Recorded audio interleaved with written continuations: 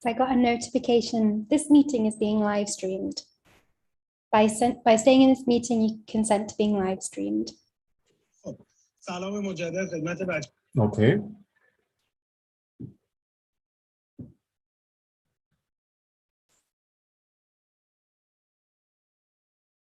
At the top of the left side of the Zoom, I can see the stream, a link to the stream on YouTube.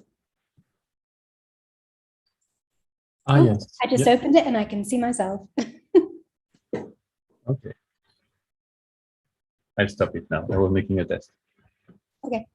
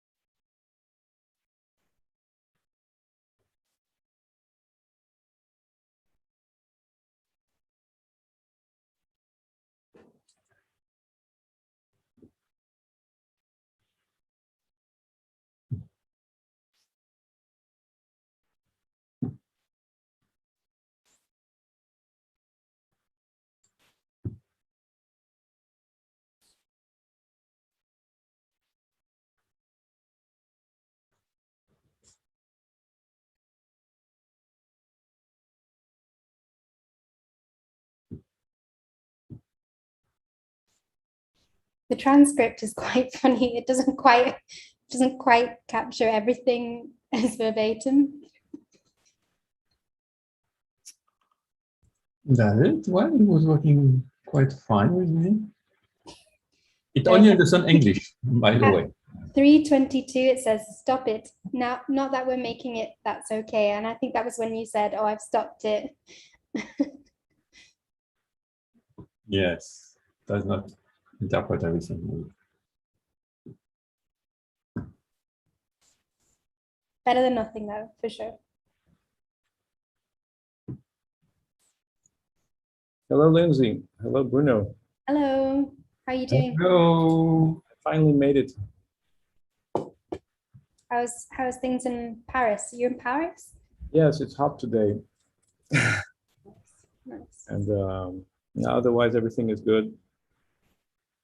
I had a 3-day weekend. I arrived last night in Champagne. We were doing champagne tasting.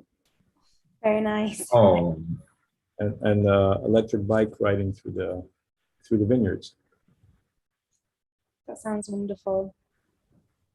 How about you, Lindsay?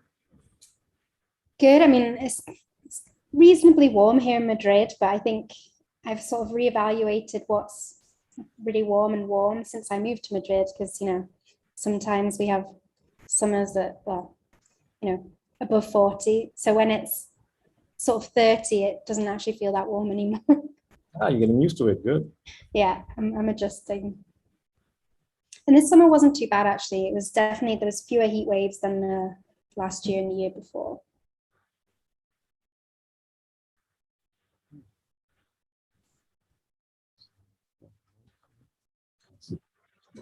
People are joining.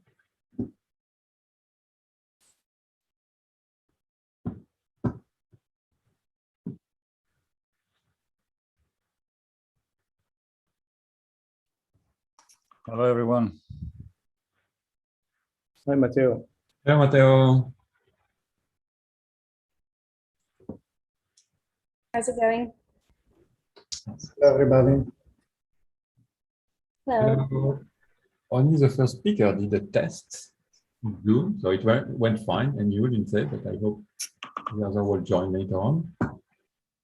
Also, wait, so we have to make a presentation nicely. Ciao, ciao. I'm Lauro. Hello, Lauro. Good afternoon.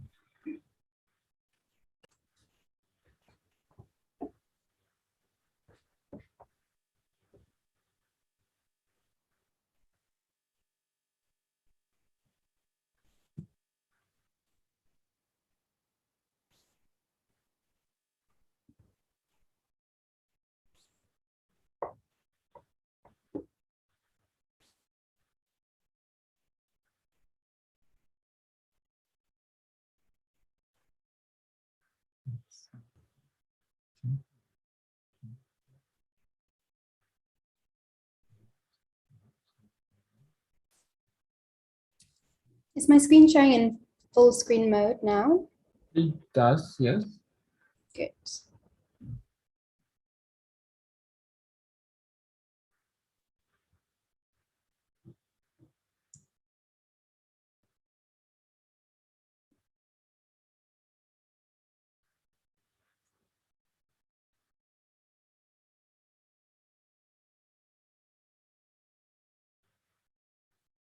It's Labor Day in the US today. So it might miss some of American colleagues.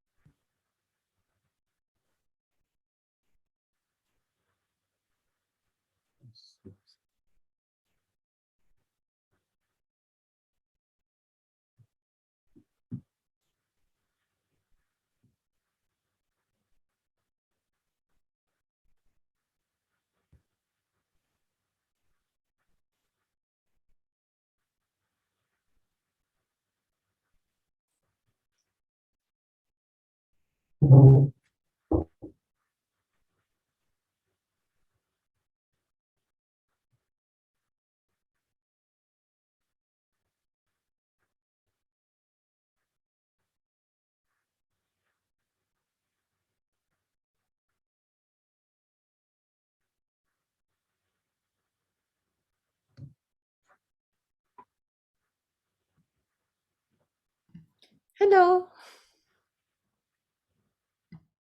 Hello. So Hello, Sophie. Hi, Sophie. Oh, Sophie.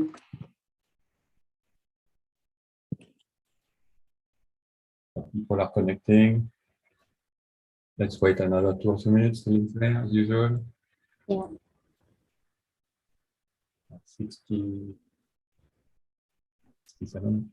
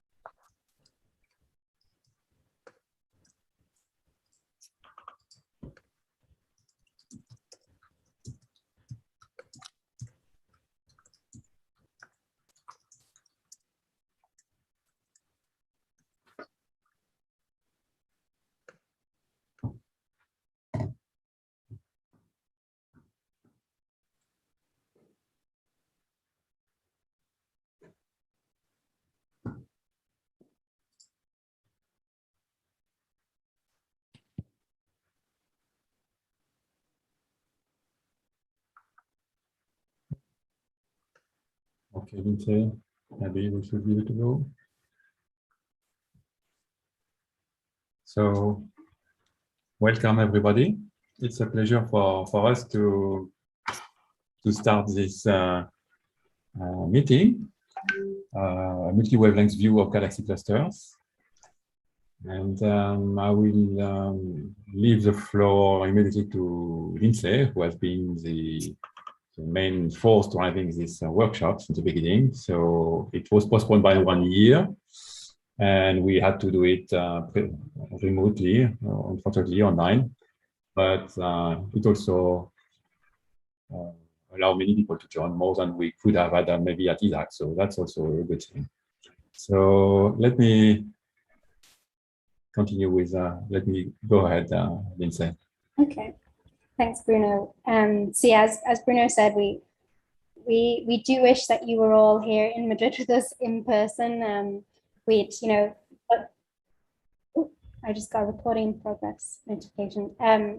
We'd booked, a flamenco show and some other fun activities, but also, as Bruno said, the benefit of having this meeting virtually is that more people can join. So, originally we'd planned this workshop to be sort of 50 to 70 people, and in the end we have more than double that registered. So that's one upside of it being virtual. So the purpose of this meeting is to basically bring you all together and listen to recent results across multi-wavelengths, across different wavelengths, and also to sort of evaluate and discuss the status of the field and look at what we need to focus on to make progress as we're sort of getting to the sort of era where we're having really large samples of galaxy clusters, sometimes up to hundreds of thousands of galaxy clusters, with upcoming observatories and surveys like Euclid, Rosita, JWST, lots of exciting new observatories. So before I start talking about the logistics, I did want to say one or two things about ESAC, just to sort of encourage you all when things are a bit more normal to visit if you get the opportunity. So I'm gonna, oh, it's not letting me.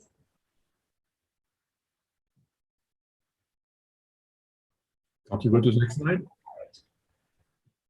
Here we go. So ESAC is one of ESA's 7 sites across Europe, and each of ESA's sites specializes in different things. So some are sort of focused on, astronaut training, some on mission operations, but ESAC in particular is the astronomy-focused center of ESA. Oh, it's also not letting me scroll again. Okay, I'm going to pause and then. Okay, so these are some photos from the site. It's a really beautiful place. It's outside of Madrid, near to sort of snow-capped mountains. And like I said, it's the sort of astronomy focused center of ESA. So it hosts some of the astronomy and planetary mission archives and some interesting things like the XMM sort of scientific operations control room. So it's a really nice place to visit if you get the opportunity to in the future. Oh. Am I still sharing? No, you're not sharing anymore. I'm going to switch to Keynote because I'm having trouble with the preview. Okay, perfect. Okay, so now logistics. So I think we're all used to a lot of the usual etiquettes that we do in these types of meetings, but I just wanted to reiterate. Please do make sure you're muted.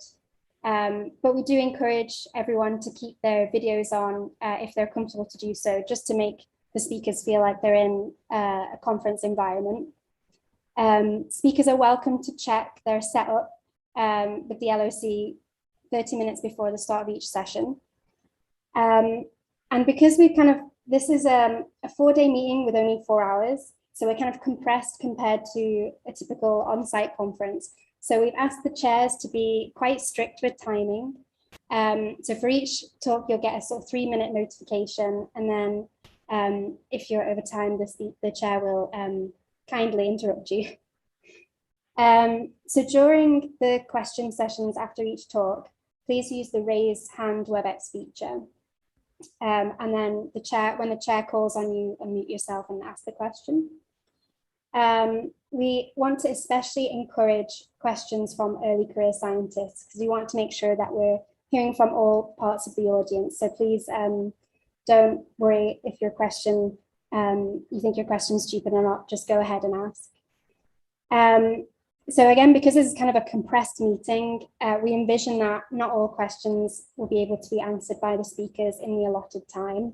So if your question isn't answered, please do post it on the Slack, and hopefully the speaker will respond there. And if you have any sort of things that you want to add to the discussions at the end of the day, please do bring them up then. So posters. So we have some excellent posters being showcased this week. You can find them in Gather Town in sort of 4 different poster rooms. They're sort of roughly categorized according to the topic.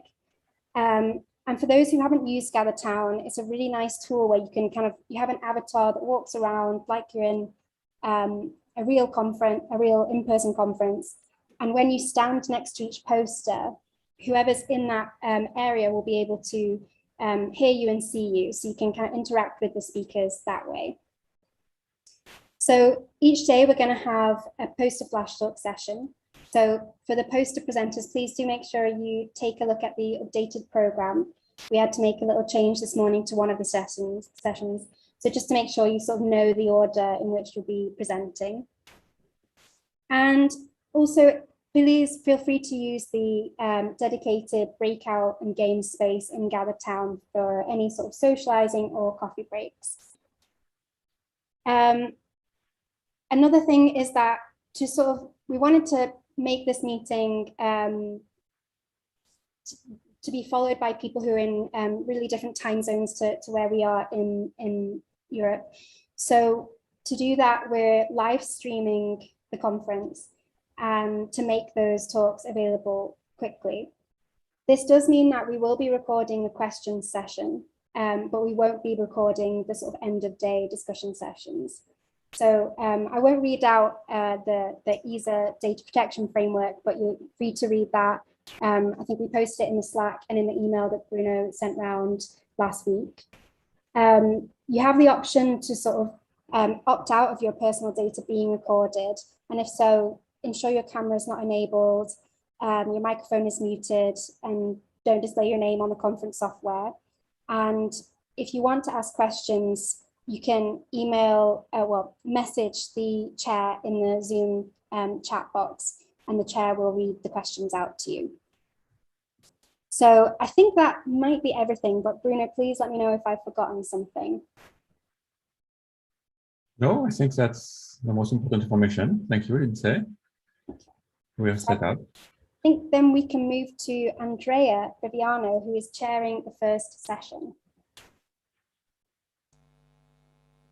Hello, good morning, or good afternoon, or whatever in the rest of the world.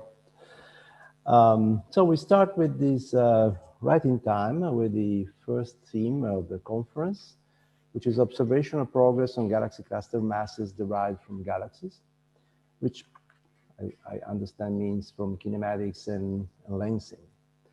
And so I will be, we have 5 talks before the break, which will be at 5 minutes before 5. And they are all contributed talks, so they are 15 minutes in total, which means 12 minutes talk and 3 minutes questions. So what I will do is when the speaker is speak for 5 minutes, I'll show something like that. And if you see it, good, you know you have 3 minutes. And perhaps you can let me know you've seen it by raising your hand or something.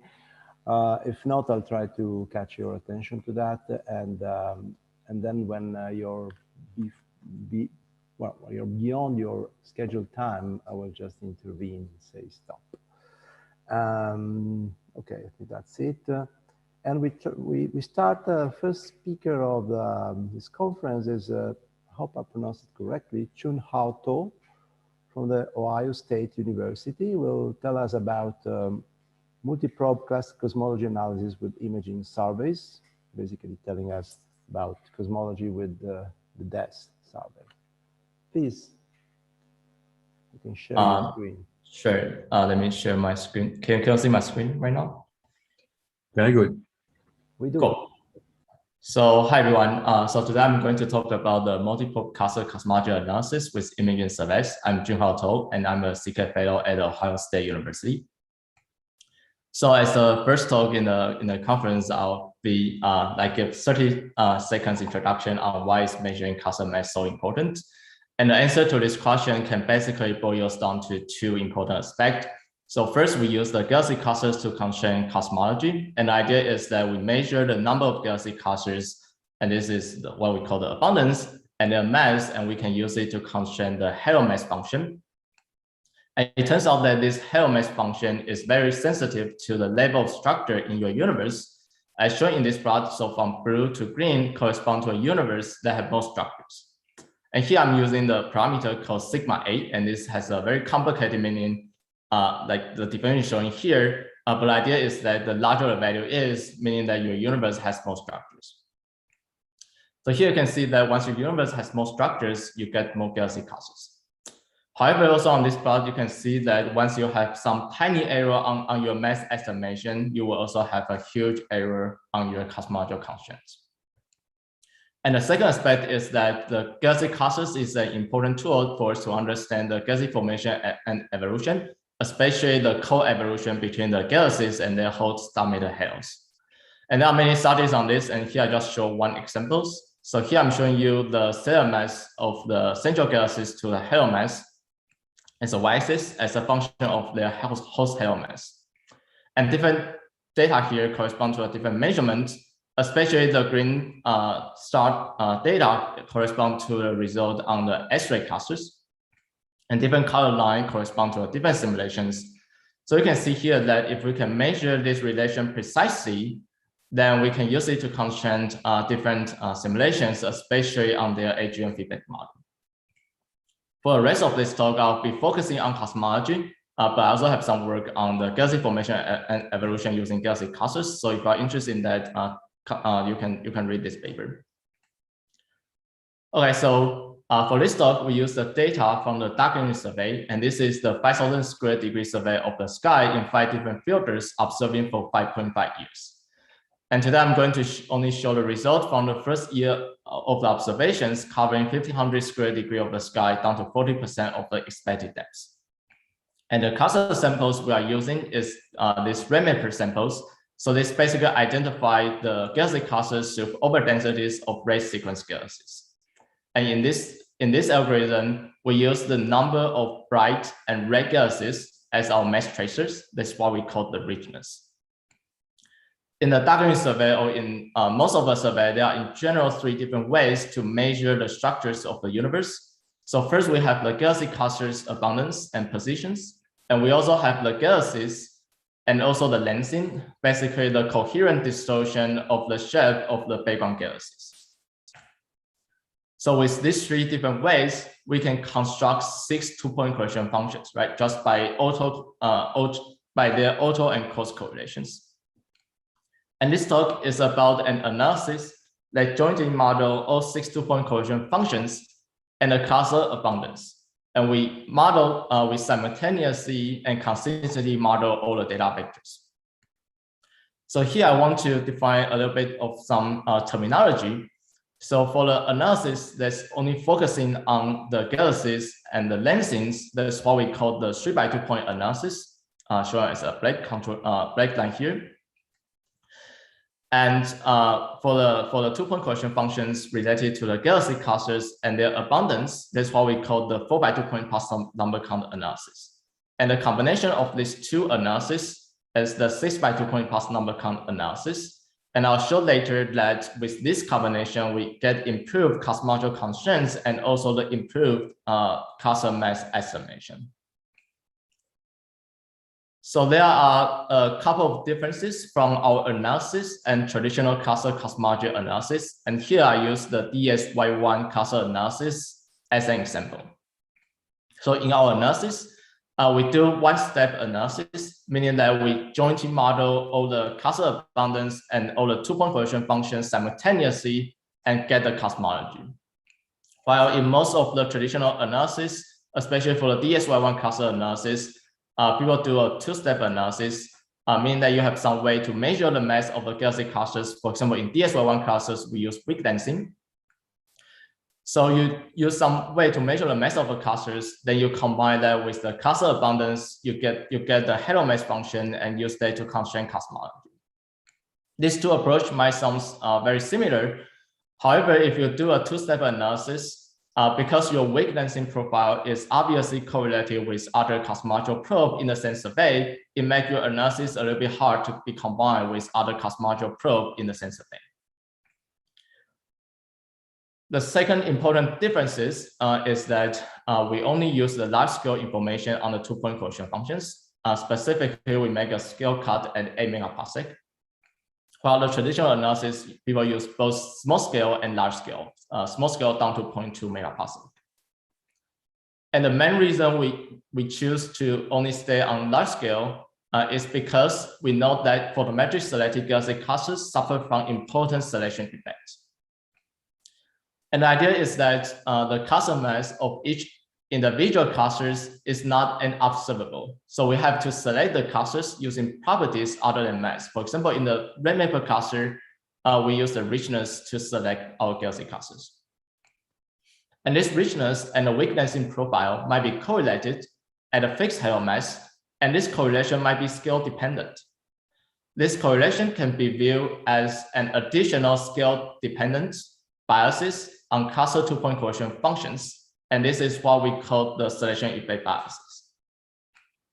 In fact, we identify these selection effect biases in the simulations, and here we use the buzzer simulations. This is an unbodied simulations with star majors, and we have some sub-halo abundance matching-based galaxy halo connection model to put the galaxies on the diameters. Then with this galaxy mark catalog, we can run through the full Rainmaker algorithm on this catalog, and the Rainmaker is run in the same way as they are run on the real data. And with these simulations, we can compare our measured two-point cohesion functions to the expected two-point cohesion functions. So on the first figure, I'm showing you the result on the lensing, and on the second figure, I'm showing you the result on the cluster galaxy cross correlations. And any deviation from one, meaning that your measurements suffer from selection effect. And here you can see that not only the selection effect is very significant, but also it's scale dependent. So it makes it extremely hard to model. So however, on large scale, we can approximate this as some scale independent selection effect. So we can describe it with some simple model. And in this analysis, we marginalizing over all three parameters in this simple model while we constrain cosmology and cluster mass. Okay, so this is a cosmology analysis. So meaning that we also have this very complicated flow chart. And the reason is that we need to do a bunch of validations on our analysis choice and modeling and also the measurements. Specifically in this analysis, we have performed an end-to-end test using the buzzer simulation on the entire pipelines from the catalog to cosmology. But in terms of, because of the time limit, I don't have time to cover that part. The one thing I want to highlight is that this is a blind analysis, meaning that the parameters were randomly shifted while we are doing the analysis, and we can only look at the cosmological constraints and cluster mass observed relations after we fix all the analysis choice. Okay, so the main result is shown here. So this is our cosmological constraints. What I'm showing you here on the y-axis is the sigma A, and the x-axis is omega m, the amount of matter in our universe. And what I'm showing you here is the 1 sigma and 2 sigma contour. So here the blue contour is our cluster focus analysis, basically including all cluster related to point cohesion functions and cluster abundance. And the black contour is the analysis focusing on the joint analysis of galaxies and lensing and their cross correlations. And here you can see that our cluster cosmology constraints and the galaxy focus constraints are very consistent with each other. So we can combine them together. And this leads to this ray contour. So the ray contour is basically the first and only joint analysis of cluster abundance and clustering, big density, and galaxy clustering all measured in the same photometric survey. And we can see that by adding the galaxy clusters, this leads to roughly 20% improvement on the constraints of sigma A and omega m relative to the galaxy analysis alone. Further, by having this combination, we basically reach roughly 2% uncertainties on the min mass of the galaxy clusters at a fixed richness. And the result is shown as in the plot here. So the first column, I'm showing you the min mass of the galaxy clusters. And the second column, I'm showing you their dependence on the richness. The blue dot with the arrow bar is our cluster focus analysis. And the red dot with the arrow bar is when it combined with the 3x2 point analysis. And all different color correspond to a different measurements on the rim clusters. And you can see that our constraint is very competitive, even after we marginalizing over cosmological parameters. 1 minute. Sure. Okay, so I just talked about an analysis that's roughly taken the data roughly a couple of years ago, and we are in 2021 right now. And in the next 10 years, we have a lot of surveys either going on or plan to happen.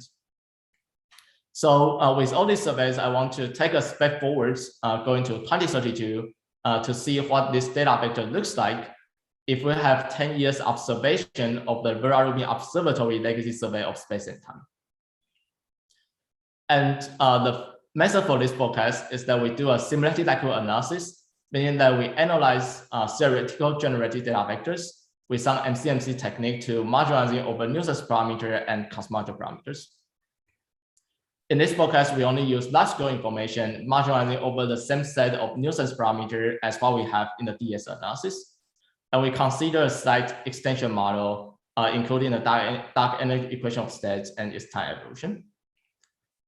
So this is the main result. With these combinations, I'm showing you the constraints on sigma and omega m, and also the constraints on the dark energy equation of state. Again, the black contour is the 3x2 point analysis, and the red contour is once you combine with the galaxy clusters. And you can see that even in 10 years observation of LSST, this combination of data vector will still be extremely promising. And we are expecting roughly 0.2% of accuracy on the min mass of the galaxy clusters. So this is my conclusions. We have built a large-scale focused multi-probe cluster cosmology analysis, and this is extremely promising. It has a lot of nice features. And I don't have time to go through this, but the pipeline is validated on simulations, showing no significant systematics. We apply the method on the data, and we expect this combination of data vector will lead to stringent constraint on both cosmological parameters and also the cluster mass, even using the data from 10 years observations of LSST. And I want to thank my collaborators here, and I'll take questions from now. Okay, thank you very much for this new method that's very promising. So are there any questions? I would like people to raise their hand in the Zoom session if they have questions. Or in the chat, perhaps. Oh, there's a question from Ben Morgan. Please, Ben, go ahead. Hi, can you hear me okay? Yeah. Great, thanks, that was a really interesting talk. I wondered, you used the simulations to show there was this significant selection bias. How would your results shift if you didn't make a correction for that bias? So the sigma A would entirely shift by, I forgot, sorry, by. We did those type, but the sigma A will shift by significant amount. I think like more than 3 sigma away from the true answer. Okay, thank you. Okay, there's a question from Gary Mamon. Yeah, very nice work. Your work depends on the covariances between the different data sets, and you say they're derived theoretically, but the galaxies are biased tracers, so I don't know how that comes in, and how uncertainties on the covariances affect your results. That's extremely good questions. So we basically follow the so it's basically the scheme that's developed in the index. So the idea is that we use this iterative approach. So first you have some fiducial value for galaxy paths, you generate a covariance matrix, you get a cosmological constraint, and then you use those updated parameters on cosmology and both galaxy biases and regenerate a covariance matrix and do the analysis again until it converges. We do test this covariance matrix using 25 buzzer simulations and showing no, so basically plot the chi-square distribution and find it is very consistent with the expected chi-square distribution. So that's one way we validate our covariance matrix. And for some of the data vectors, specifically for lensing, we also validate this using like random rotations and jackknife method. But the validation has some limitations on large scale. But we do validate this quite a lot in the region that we can. Okay, thank you. I'm sorry for people want to ask more questions, but perhaps you can go to the Slack and ask this question because we have to move on. So thanks very much for this talk, Chun-Hao. And we now go to Giorgio Lesci, University of Bologna. Hello, everyone. Hello. You can share your screen. I'm going, yeah. And the talk is about Amico galaxy clusters, cosmological analysis and mass observable relations. So we'll hear more about cosmological parameters from clusters now, this time from kids. Please go ahead.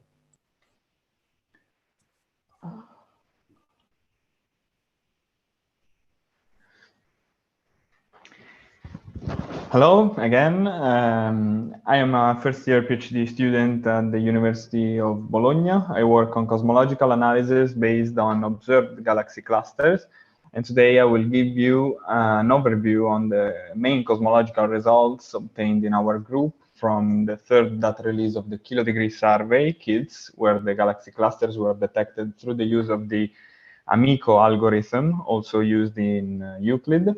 And I will also talk about what we expect from the cluster catalog derived in KIDS DR4.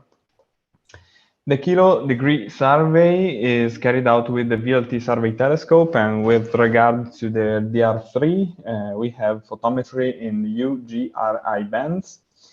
And the sample of clusters derived in the DR3 contains objects within an effective area of 377 square degrees in a redshift range going from 0.1 to 0.8. In the right panel, I show the redshift distribution of such objects. The gray shaded area represents the regime of redshift excluded from the cluster count analysis due to the low signal-to-noise of the weak lensing.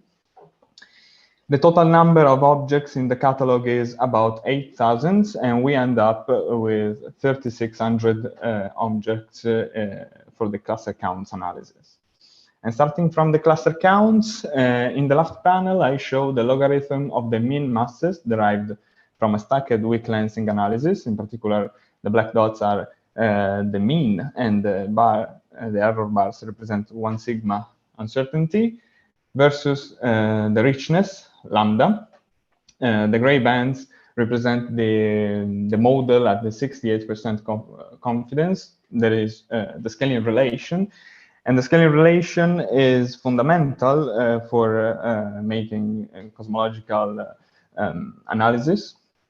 And in particular, we make a joint analysis of weak lensing, constraining the relation, the scaling relation, and cluster counts. In the right panel, I show the cluster counts as a function of richness in the same bins of redshift, growing from left to right up to redshift 0.6.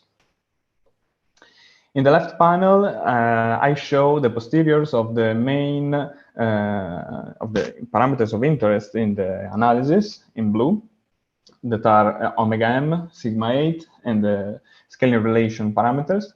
And in the right panel, I show our constraint on S8, in particular the median and the 1 sigma uncertainty.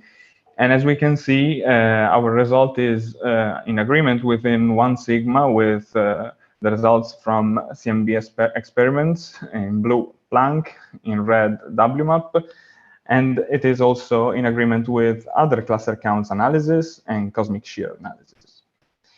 In Nanni et al., we also analyzed the 2-point correlation function monopole of the galaxy clusters, this time fixing the scaling relation.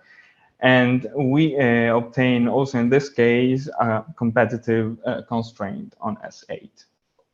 Lastly, in Giocoli et al., we analyzed the 2 halo term of the stacked weak lensing profiles, in particular by investigating the range of radii 0.2 35 megaparsecs over age, and constraining the value of omega m, here shown by the red histogram, which is also in agreement with the result from Planck in black.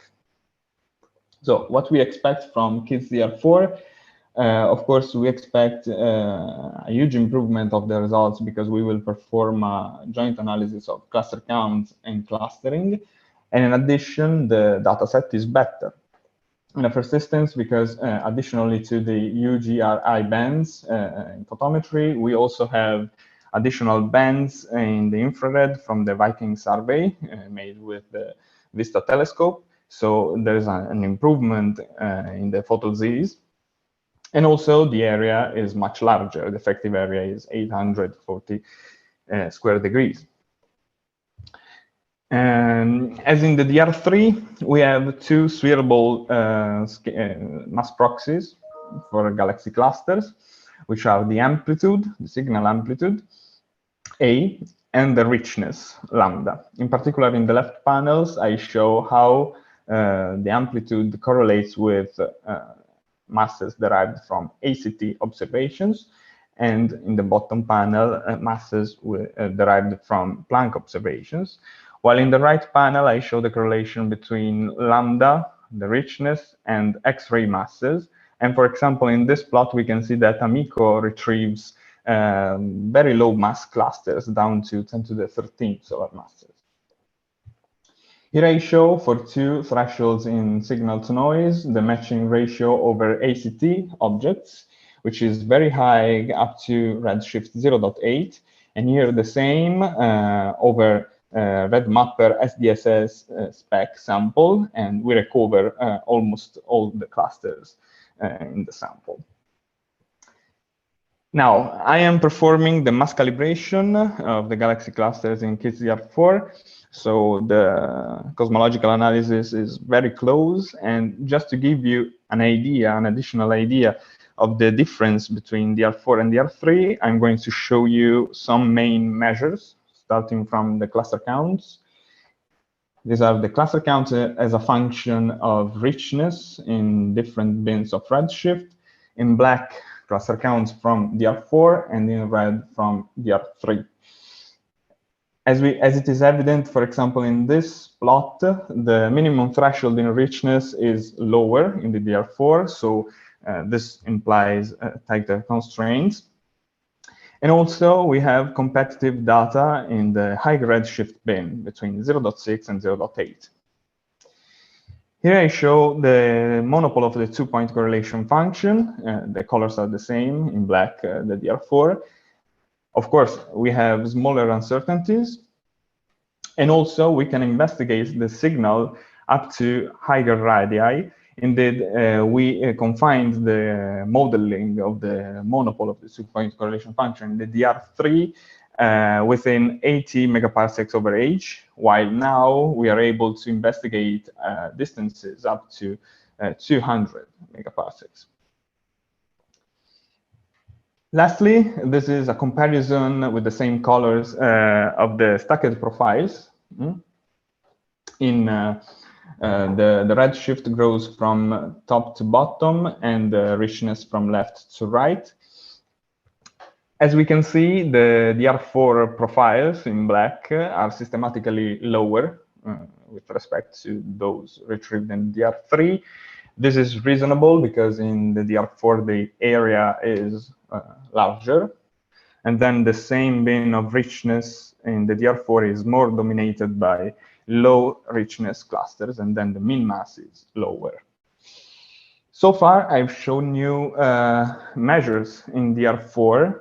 However, such measures of cluster counts and so on come from just one version of the catalog I have. Indeed, we are following a blinding procedure for which I have several versions of the catalog, and I don't know which one is the correct one. Each version is different from the others in the number of clusters. Why the number? Because the number counts is the most sensitive cosmological probe we have. And here I show the cluster counts as a function of richness in 3 versions of the catalog. And in the bottom panels, I show the percent differences with respect to the version 2. We tested this approach a posteriori in the DR3 by creating 2 additional so-called blind catalogs. And this is what we get. Different constraints on S8, and this is what we want to obtain also in the DR4. Several constraints, and we don't know which one is the correct one. As the last fast thing, I usually make a 2-step analysis. That is, first, a mass calibration from which we derive mean masses so that we can constrain a scaling relation and also the cosmological parameters. However, I'd like to do something different in the DR4. That is, in the modeling of the stacked profiles, we can make the mass as a derived parameter, like in this way. This is the simplest way. This is the scaling relation. Therefore, we can put here the effective richness and the effective redshift. In this way, the stacked profiles directly constrain the scaling relation, and we jointly model the profiles with the counts, for example. One advantage is, for example, that in this way we can also model the Su-Halo term of the stacked profiles with the cluster counts and clustering. And that's all. Thank you for your attention. Okay, thank you very much. We have some more time for questions, so please raise your hand. There's Matteo Costanzi, first one in the line. Matteo, thanks a lot, Giorgio. So very quick question. Can you go back to the delta sigma comparison of DR4, DR3? Can you repeat again, why is it lower, the DR4? So I would say that the signal should depend on the mass distribution, right? Underlying mass distribution. Yes, indeed. So why does it depend on the area covered? By enlarging the area, we include statistically more low mass clusters than high. So in the same bin of richness, I expect that the mean mass is lower for a wider area. Okay, I would naively expect that the fraction, let's say the mass distribution, is the thing that matters. But yeah, thanks a lot. I will think more carefully about it. Yeah, I'm also a bit. Can I comment? Yeah, please go ahead, because. Yeah. So I mean, the main point is that here we are using the lambda star, which is an estimator of the mass, and there is a dependency on the photo-z's. and the photosis now are different with respect to before. And therefore, you cannot, let's say the lambda star that we're using now has a slightly different meaning with respect to the lambda star that we used in the R3. It is one of the main reasons. I see, makes sense. Thanks a lot. Okay, then we have a question by William Black. Could you talk about your definition of richness here? Like, why is it lambda star? Is the star significant here? I'm sorry, I couldn't hear properly. Could you repeat, please? Yeah, could you talk about how you define richness exactly? And like, does the star on your lambda mean anything significant here?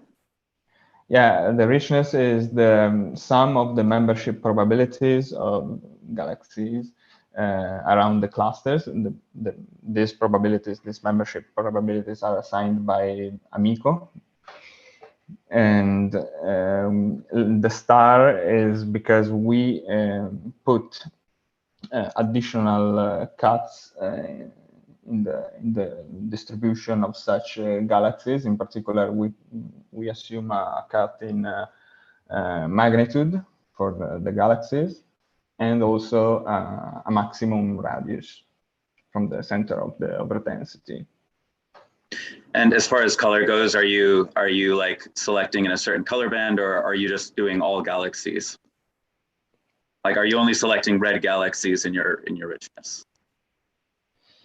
I think that we use R band, but Matteo can give you a more precise answer.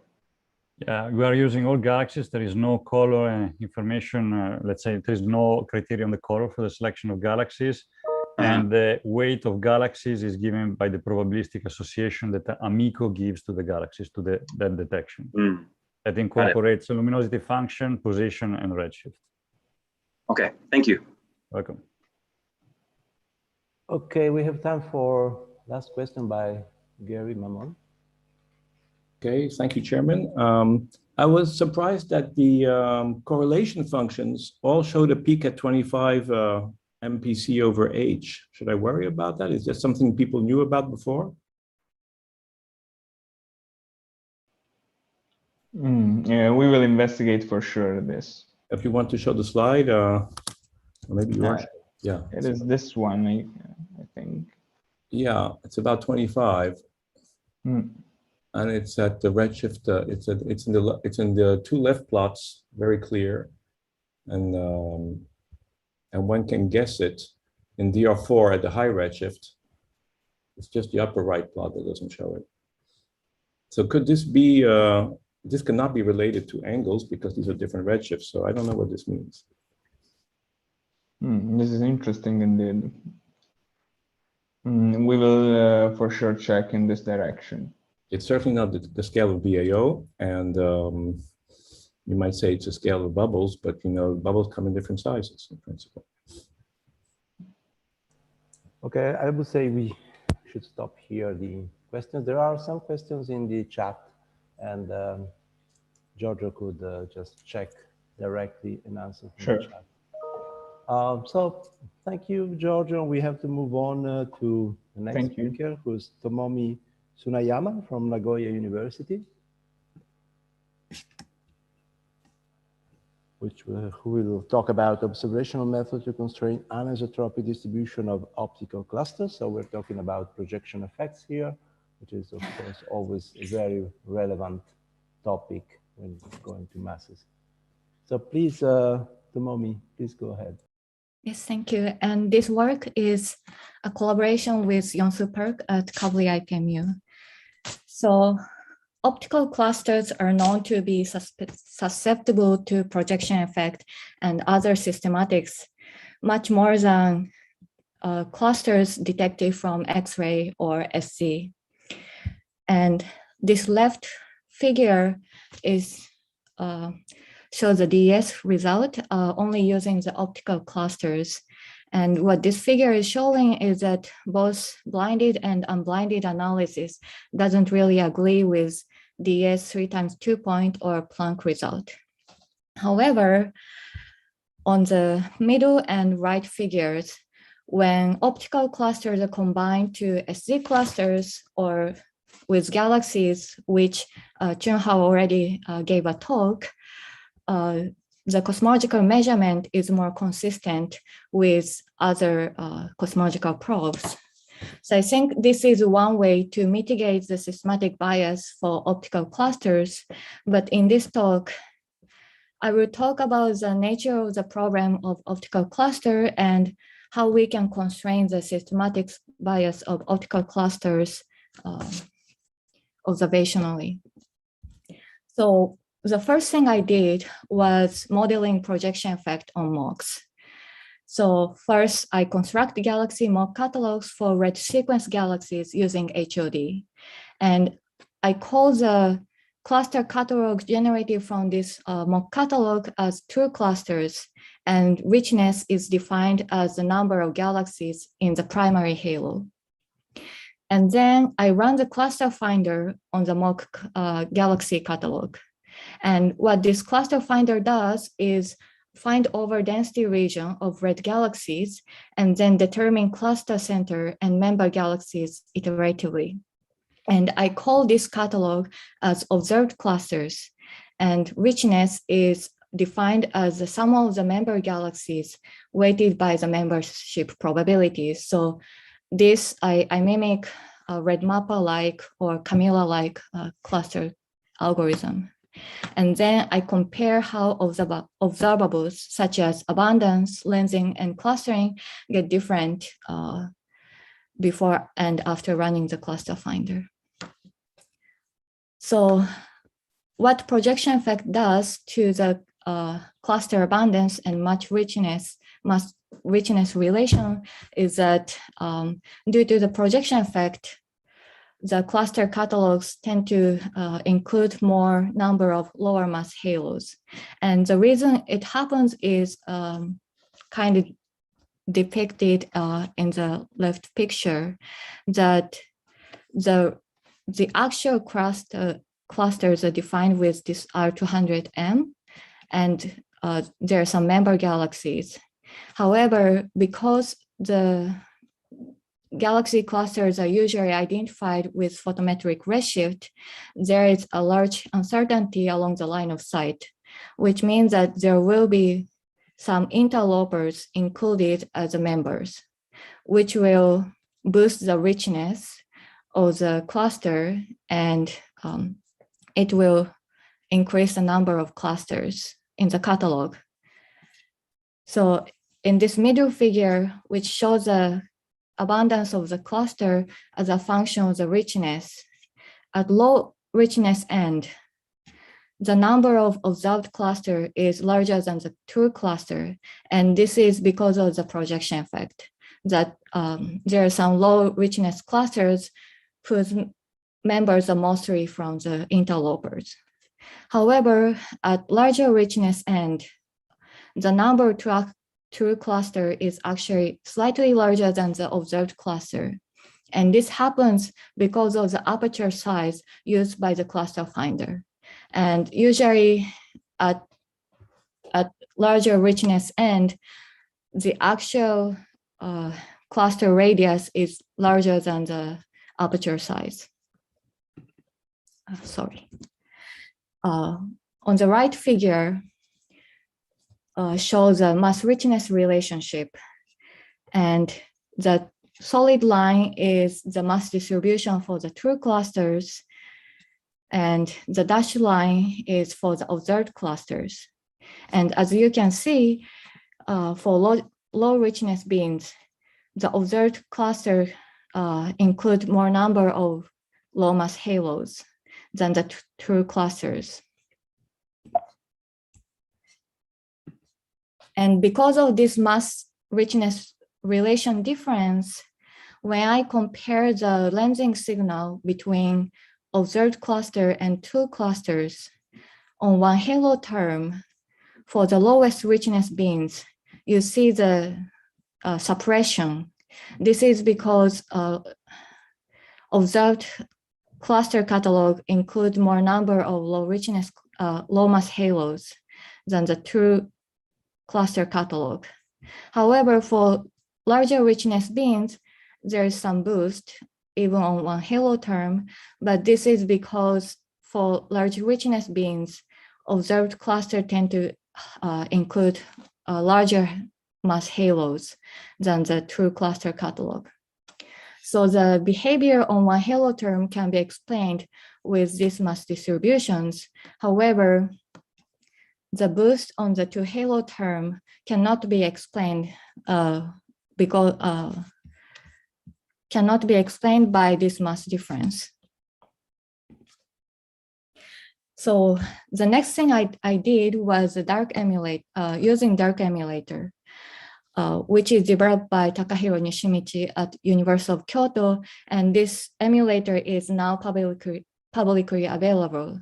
And what this emulator does is that it takes halo mass as input and gives lensing signal as output. And for the true clusters, the lensing signal for prediction from the emulator and the measurement agrees completely well on all scales. However, for the observed cluster, one halo term agrees, but there is a boost on two halo term. So where this, so the cause of this two halo term boost is due to isotropic structure.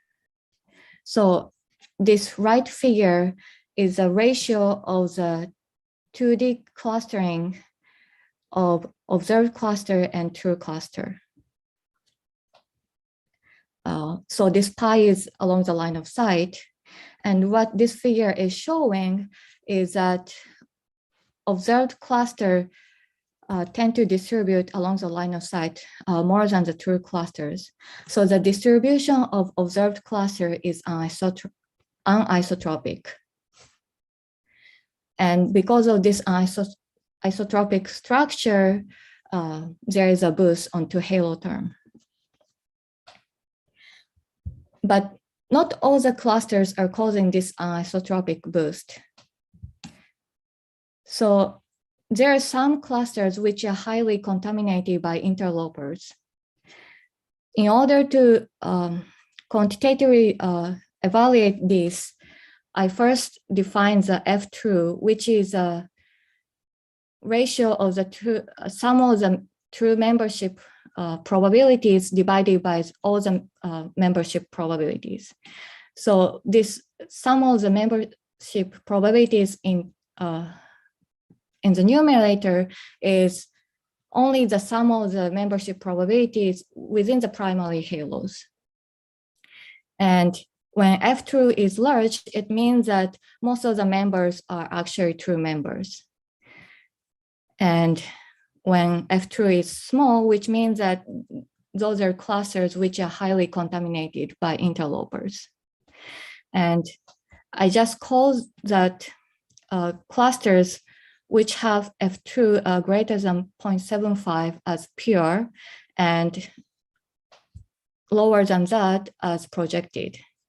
And if I compare the lensing signal for the pure clusters, the prediction measurement agrees almost well on all scales. However, for the projected, the level of the boost is now almost 100%. So which means that this observed lensing signal is a combination of the pure lensing signal and the projected. And this projected lensing signal can be described as a with a boost factor. However, so I now defined a fraction of the projected clusters as a cluster which have F true smaller than 0.75. And if I plot the highly contaminated clusters as a function of richness, low richness clusters tend to include more number of contaminated clusters. And then there will be some level of boost. So what we actually see, this boost factor is a combination of the fraction of the projected clusters and isotropic boost. And the question is that, can we observationally constrain this fraction of projected clusters? So what I did is that because anisotropy is due to the preferential selection of the structure, and this anisotropic structure means that if I compute the projected correlation functions with different integral scales, the level of boost will depend on the choice of the integral scale. So this right figure shows that the ratio of the cluster galaxy cross correlation divided by galaxy-galaxy autocorrelation function, assuming that the galaxies are selected more isotropically than clusters. And what this figure is showing that by changing the choice of the integral scale, the level of the boost increase. And however, this kind of boost is not shown in the true clusters or well-defined clusters. So this increase only happens for the clusters which are identified by the optical cluster finder. So what I did was, by modeling this effect with galaxy and cluster bias and projection length and boost, using this cross correlation technique, I can actually measure the level of the boost and the projection length. This dotted line is a true answer. So even though I can roughly estimate the projection length and the level of the boost, it's not, this is more of a proof of concept study. However, I also tried the same thing for observational data with the Sloan red mapper clusters. And I see that even with the observational data, I see the same kind of boost, which is 18% with the projection length of 107 megaparsec. So even though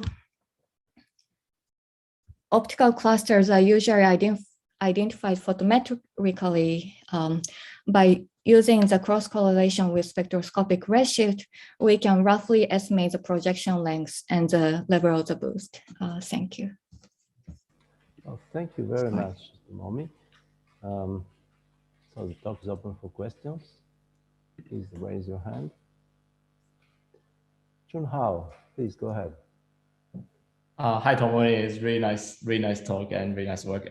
Just wondering, like, how do you interpret those deviation from the true answer? Like, should I be worried about, like, there's some indication that you, I mean, like, first, like, should I be worried about that? And second, like, do you understand why, like, where does this come from?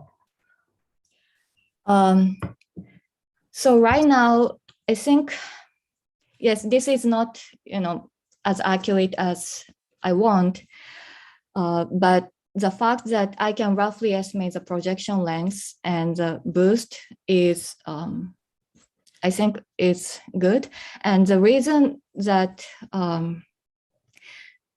this deviation happens is that there is some scale dependence in this ratio, but when I model, I just treat as a constant. So I think by improving the modeling of this cross correlation, the auto ratio, I think I can get more accurate answers. So there should be more improvement on the modeling side. Thank you. Okay, thanks very much. I think we have to move on to the next speaker. Thanks very much. By the way, there are a few questions in the chat, but I think they are for the previous speaker. And perhaps whoever writes a question in the chat could also indicate to whom the question is directed, so it will be easier. So we're going to talk, don't be scared, we're going to go to dragons now. Red dragon, rigorously defining the red sequence via Gaussian mixture. And the speaker is William Black from the University of Michigan. Please, William, go ahead. Thank you. Hello, everyone. So the red sequence in the past has, well, let me give you a quick outline. So I'll talk a bit about the history of how the red sequence has been defined in the past and some motivations for moving beyond that. Then I'll give you a bit of the methodology and results of my algorithm, Red Dragon. So this is just a couple of things, but first, Glatters and Yi in 2000, they said you can use the red sequence to select clusters, and it's great because if you make a color cut, then you can cut out all of the foreground galaxies since they drift redder with redshift. Ben Custer, 2007, Max BCG, they used a hard cut from the red sequence ridge line, ±2 sigma. How et al. In 2009 showed that you can use a error-corrected Gaussian mixture model, so taking into account photometric errors here, to select red sequence and blue cloud galaxies. But then this was a single color, and even after this selection, then it still ended up being a hard cut, ±2 sigma off of the ridge line. And then we have the red mapper algorithm, Rykov et al. 2014, which used a single color to select the red sequence, and it had a hard transition in redshift. So at Z equals 0.35, we have a transition from one color band to select the red sequence to a new color band. And hopefully by the end of the month or a couple of months, there you'll see Black et al. 2021, which will describe this algorithm. So why do I care about the jump in redshift? So this is from Nishizawa et al. 2017, and they showed that when you make these hard cuts, among other things, they showed when you make these hard jumps from one color band to another, that you can have a strong jump in red diffraction, up to 5 to 15%. So this means that an identical cluster that's 0.0001 redshift away from either side of this redshift jump would have a significantly different richness measurement. So this is then a systematic error that's going to get baked into the cake if you're using these hard transitions between colors at these critical redshift transitions. Another motivation to move beyond former methods of defining the red sequence is that there are more parts than one that separate galaxies photometrically speaking. So if what you're looking at here is a small redshift slice of SDSS galaxies, on the x-axis we have U minus R, which is a good measurement of D4000, or which is sort of the measurement of star formation rate. The vertical axis, we have R minus I band, which is a kind of overall slope of the spectrum, which is a degenerate measure of dust metallicity and age. And as the color scheme, you have a curvature of the spectrum. It's kind of like a pseudo second derivative in color in magnitudes. So this curvature relates then to metallicity roughly. So when you look at these populations by eye, you can see there's a high covariance in between U minus R and R minus I. And furthermore, you can tell that the metallicity helps to separate these two groups, the two Gaussian mixtures that you can kind of pick out by eye as a human neural net. So the point is then, if you're making a single color, just like if you were to draw a vertical line here, then you're not really selecting, you're not making the best selection on this two Gaussian mixture model that we've observed. So I'm using a Gaussian mixture model, which takes into account errors. So the color vector that we're using would have to at least span the entire redshift range that the 4000 angstrom break drifts through across what galaxies you're interested in. So for SDSS, you would have 10 possible colors, but those are linearly dependent on each other. And the noise matrix, for when you're taking into account errors in a Gaussian mixture model, require linearly independent rows. So the color vector that we ended up using was just all of the neighboring colors. For SDSS, it would be U minus G, G minus R, R minus I, I minus Z, going out towards more infrared from optical. So this is a nice little Gaussian mixture. So this is a one-dimensional mixture with a mean color, scatter, and weight of each Gaussian mixture component. So you can add in the error then to the scatters here and account for that. That's the error-corrected Gaussian mixture model. And then if you want to make this multi-dimensional, that is take into account more than one color, then this becomes the multi-dimensional Gaussian mixture model that I'm sure all of you know and love. So you have a covariance matrix, which gives the variance and covariance in between color bands. And then the noise matrix delta of J. I don't really want to get into it too much, but it essentially just holds the error for each of the bands for each of the galaxies. So what you do then is you fit that error-corrected Gaussian mixture model in thin redshift slices, and then you interpolate that fit across redshift to give a smooth definition of the red sequence. No jumps in red fraction, no difference in colors, no jumping between colors. So we do an iterative fitting where you do first a really quick fit in wide delta Z bins, which serves as a prior for a finer fitting, which is necessary because of the sharp transitions that you'll see in the next couple of slides in mean color. So it's sometimes a little bit tricky to map one Gaussian mixture to the next, especially once you add in a lot more components than two. And let me jump towards the results. So we looked at a sample of SDSS galaxies. We looked at bright galaxies in particular, threw away some high uncertainty galaxies, extremely high uncertainty galaxies. And we used the four colors available from SDSS photometry for linearly independent colors and two components, red sequence and blue cloud, though we could have done more. As a truth label, which is not flawless, of course, we used the estimated specific star formation rate being lower than some threshold, and we assessed the quality of this as defined by a balanced accuracy. So the next slide you'll see is how accurately does Red Dragon, when it's picking up the red sequence, how accurately does that portray the quenched population at a given redshift slice? So what you see here is that Red Dragon's in black, and the two colors labeled below G minus R and R minus I are in orange and blue. So at the transition redshift of about 0.38, then you have 6 sigma superiority of the model. And off to the right, you have less than 3 sigma consistency between these two, between using R minus I band alone and Red Dragon. The most important thing, however, here is not how high the Red Dragon curve lies, to a reasonable percentage difference, but the fact that we're able to achieve a uniform fit across redshift, and you don't have to jump between colors when you're defining the red sequence. Okay, so furthermore, we then looked towards simulations, which have wider redshift spans, but simulated truth labels or lack thereof. So we turned towards Buzzard, which is a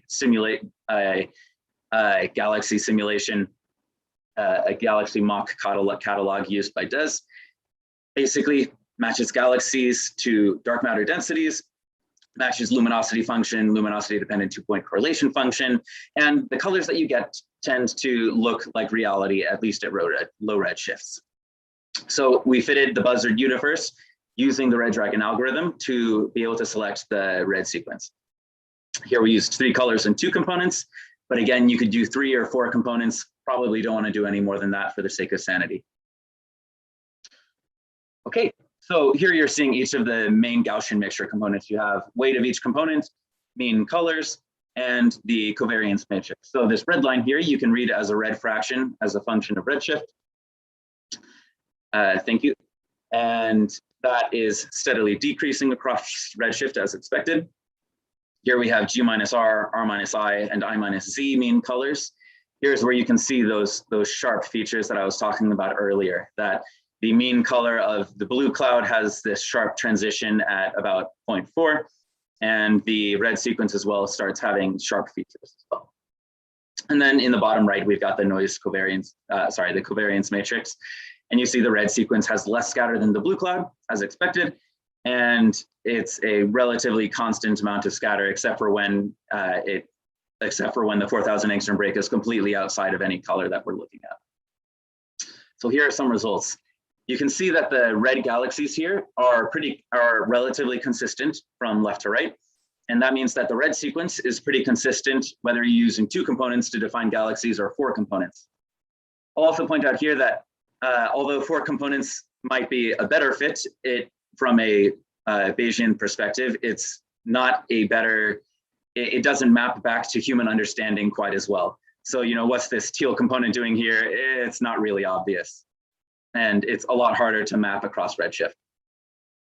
This is then looking only at the red sequence, only in G-R band. But as we increase the number of components that we have from 2 components, 3 components, 4 components, you get a slight reduction in weight, a slight reduction in scatter, as you would expect when you add a Gaussian mixture to any Gaussian mixture model.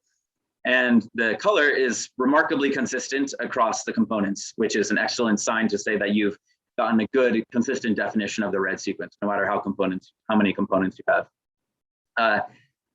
I'll mostly skip this, but it says even though 7 components might be best from a BIC concern, the error bars on that BIC are large enough that really even 2 or 3 components would actually be okay.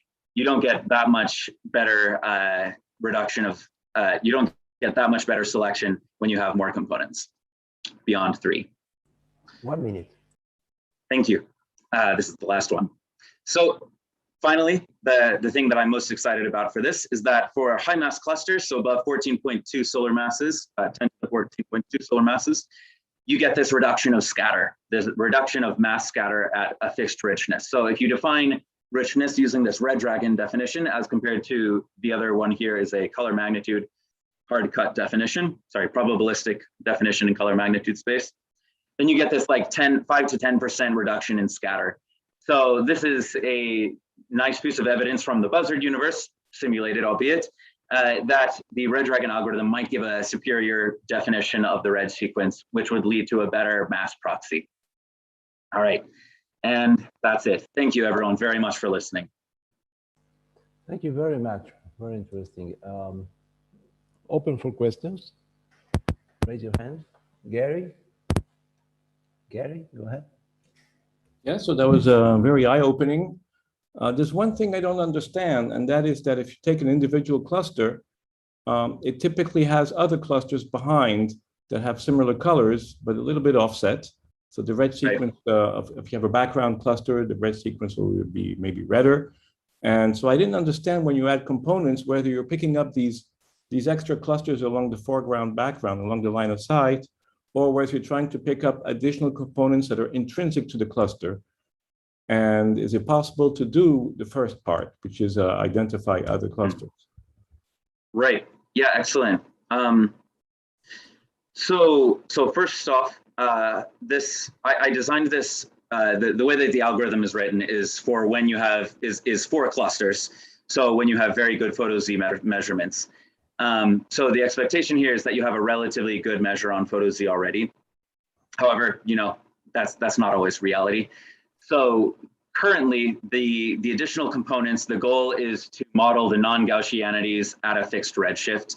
That is, it's not trying to model foreground, background galaxies. It's trying to model galaxies at a set redshift. So what does the red sequence look like at redshift of whatever? However, I think going forward, there's a fairly good argument. Let me show you a slide that's preliminary and kind of ugly looking, but this is on Cosmos deep field from DES, and you can see everything that was marked here in the color blue. I don't know, maybe I should have picked a different color. But those don't look like they're on the main color sequence of all the rest of the galaxies here. So in that sense, yeah, I think it can be used. And if you model it on your data right, it's not hardwired to the red sequence. You could use this to measure chickens or whatever, as long as you labeled your fields correctly in my algorithm. But the blue dots here are what I imagine to be like poor photo Z galaxies that don't belong, because if it was truly red sequence, you would expect it to be in a very narrow space photometrically, G minus R minus I minus Z, errors pending. So I do think it has great potential to be able to select galaxies that are not part of the cluster itself. But it's meant to work on fields, not individual clusters necessarily, when you're training it. Thank you very much. Yeah, thank you. Okay, there was a question on the chat, but I invite William to answer directly on the chat because we are running out of time. So thank you again, William, and we'll go on with Aung from Yale University talking about robust cluster mass measurements based on the phase-space structure method. And this is a topic I love, phase-space structure. So please, Han, go ahead. Okay, give me 1 second.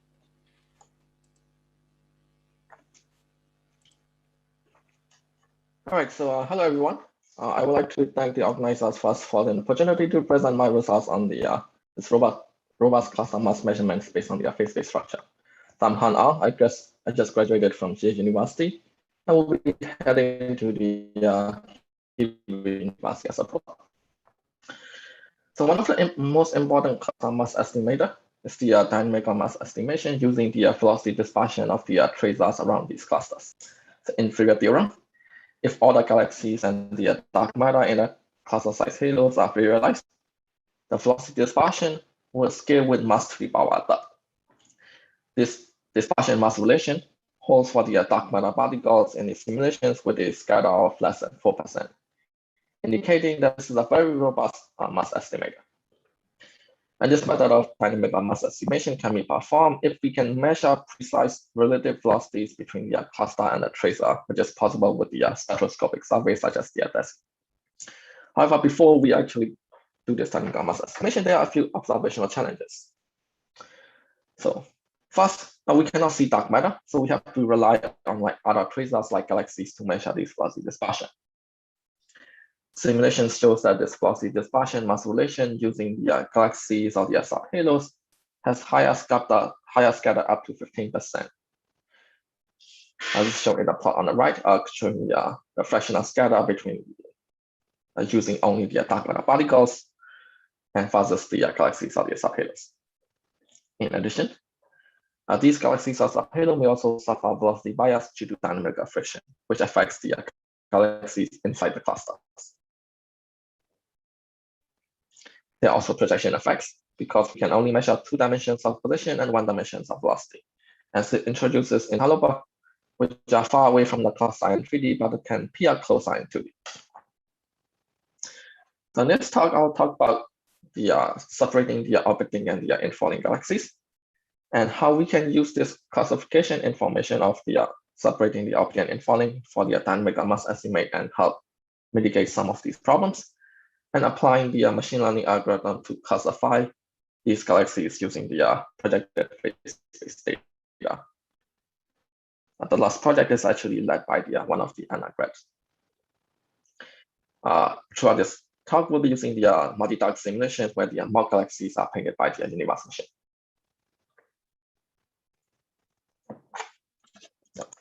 There you go.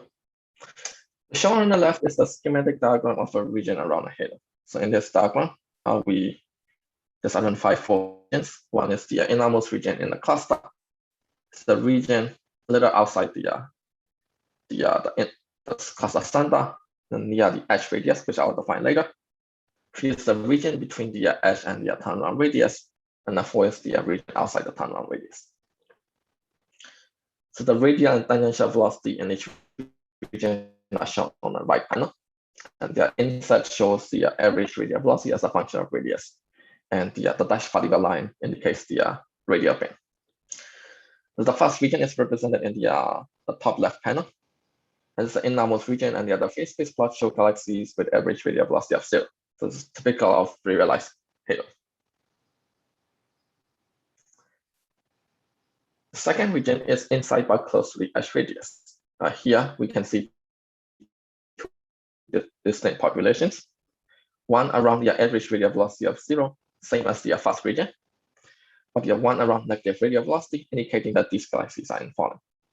It's more clear in that if you go to the dark panel, and the negative average radial velocity continues to increase. And this is because the amount of the orbiting galaxies reduced and the amount of infalling galaxies increase. This negative radial velocity is minimum when you get to the edge radius. And outside the edge radius, there are only infalling populations now. And so you only see the negative radial velocity. And if you go outside the turnaround radius, the average radial velocity will become positive again. So edge radius that is shown here is the radius, the outermost radius of the orbiting galaxies. So zooming, okay, there you go. Zooming into the second region, we find two kinematically distinct populations consisting of the orbiting and infalling galaxies. Here, I define the orbiting galaxies as the galaxies which have had pericenter inside the cluster, and the infalling galaxies as the one which have not had pericentric passage inside the cluster. And you can see that these two, by defining these two populations, they separate nicely in terms of kinetics. The edge radius is the outer boundary of the orbiting galaxies, as mentioned. And to connect to the splashback radius, this is about 1.6 times the larger than the traditional splashback radius defined by the steepness density slope. And the other studies have shown that this splashback radius only contains about 37% of the orbiting particles. So as you can see, these infalling populations have different kinematics to the other orbiting galaxies and are not virialized. Hence can add additional scalar to the dispersion mass relation. So this is more apparent if we look at the radial velocity profiles. So every radial velocity of the galaxy is positive outside the turnaround radius because they are running away. But it will become increasingly negative if you keep falling into a cluster. If you only track the infalling galaxies, their radial velocity will keep increasingly negative until they approach pericenter. However, the average radial velocity of all galaxies starts to approach zero because of the orbiting population. In fact, if we select only the infalling orbiting populations, it removes the unvirialized infall strings. So thinking about Jeans equilibrium, like if we can remove the average velocity, the correlation between the velocity dispersion and the density profile will increase. And so the velocity dispersion, so the correlation between the dispersion and mass will be tighter as well.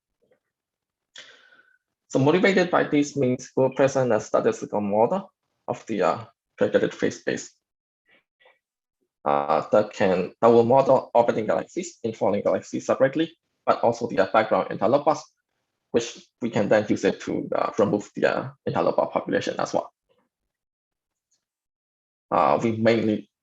This statistical model mainly has three components. One, we model the distribution of the line of sight velocities of each population. Second, the width of the distributions or the velocity dispersion. And the three is the relative height of these distributions, or in other words, the fractions of these galaxies.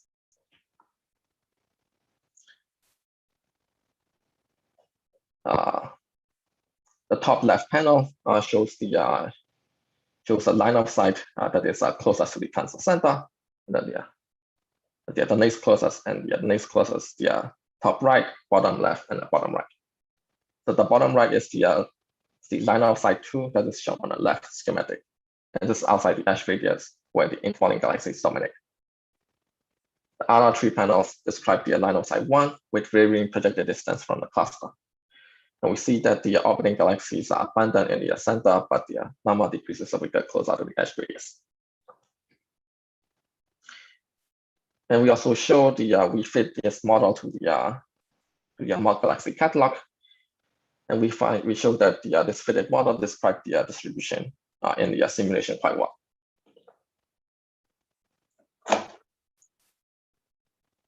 Shown here are the velocity dispersion profiles and the fractions of galaxies as a function of projected radius. Velocity dispersion decreases monotonically as a function of projected radius outside the cluster core. Of galaxies also monotonically decrease as you get farther away from the cluster, of course.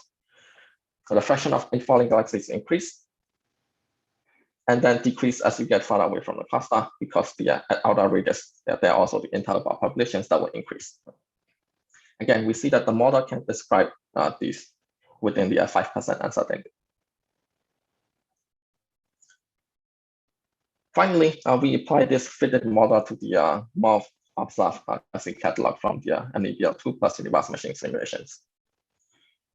So we try to fix the calibrated dispersion mass relations for each galaxy populations, and apply these. And apply these relations to predict the cluster mass. And we find that by using both the orbiting and infalling populations at the same time, we can predict the cluster mass with an error of about 6%. So far we show and compare the errors of the simulations where we can track individual galaxies and classify which one of them are orbiting and infalling. However, this is not possible in the observation other than applying our statistical model, and hope that we can recover this statistically. So here we develop a machine learning algorithm that will allow us to classify these galaxies in the observation. We use a simulation to train a random forest model that will take the position and velocity as the input to classify them as either orbiting background galaxies. The supervised machine algorithm based on the tree. We also try other classification algorithms such as KNN or SVM, but found this to be perform the best, so we will only show the results from here for now. So shown here is the comparison of the projected radial distributions of galaxies in the actual simulations, and the result of the machine learning based on the different weighting schemes. The top panel represents the distribution functions of different types of galaxies. The bottom panel shows the error or the difference in the predicted PDF versus the actual PDF.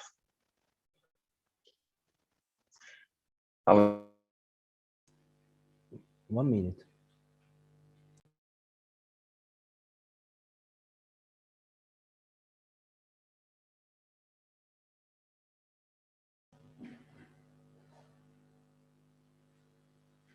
I've lost. Yeah, I think we must have lost him. Yes. Connection. He's back. Hello. I might have disconnected for a few seconds. Let me start again. Yes. Sorry. If you can close now, it would be nice. Okay. All right. So I'll quickly go through it. So the key points are this: our algorithm manages to recover the distribution of spatial distribution of galaxies with less than 1% error. We also show how well we can predict the velocity dispersions using the same machine learning algorithm. And we found that our algorithm manages to reproduce the velocity dispersion within 5% error. Just for the timeline, I'll just jump into the conclusions. So to conclude, we showed that separating these infalling and the orbiting galaxies populations can improve the dynamical mass estimate, and show that our statistical model can predict mass with the 6% error. We also present a machine learning algorithm that can classify the orbiting and infalling galaxies that can predict the velocity dispersion with 5% error as well. Looking forward to apply our methods to the observational data sets. For example, to learn more about the galaxy evolution using the after applying the classification algorithm, because we can cross-check whether the orbiting or the infalling galaxies are either red or blue or something. And also applying the statistical model to the SCSS cluster or future spectroscopic surveys for the dynamical mass measurements. Thank you. Here are the summaries of the collaborators. Without whom this one won't be possible. Thank you very much. Very interesting. And of course, Gary has a question. So please, Gary, go ahead. No, this was a very interesting talk. I didn't get all of it because the connection was bad. Part of it reminded me, when you went into projection, it reminded me of what we did with Andrea Biviano and Giuseppe Morante in 2010. So I'll send you the reference if you don't have it. But the 6% error on mass is very impressive. And the question is, and this is without machine learning, The question is, it surely depends on how many galaxies you have to trace your cluster mass distribution, right? Right. Yes. So the for all of the cluster in our sample, there are at least the minimum number of number of galaxy is at least 22. Well, that's very impressive. But again, this is the general error on the overall sample. Of like the error slightly increases if you get to the smaller number of galaxies or the lower mass range. Han, have you considered stacking? I mean, does stacking these clusters in projector phase space, say you have a very sparse spectroscopic sample per cluster, but you want to stack them and build something like an artificial cluster, you know, by scaling by R200, some estimate of R200, something like that. Does it help? You see what I mean? Rather than working on a cluster by cluster basis, you could consider stacking many clusters together, perhaps. Yes, that will improve the statistics a lot, and I haven't tried it yet, but that is one of the next steps. Yeah. Okay, that's very, very promising. So, unless there are other urgent questions, I would stop now. Thanks, Han, again, and stop now the session for the break. And we are a bit late, so well, I think we can leave with the coming back at 5:25 as originally scheduled. So maybe you can continue the discussion on Gather Town in the meantime.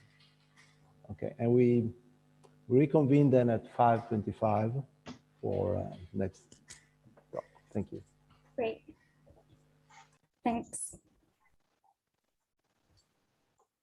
Thank you, Noya. Yes.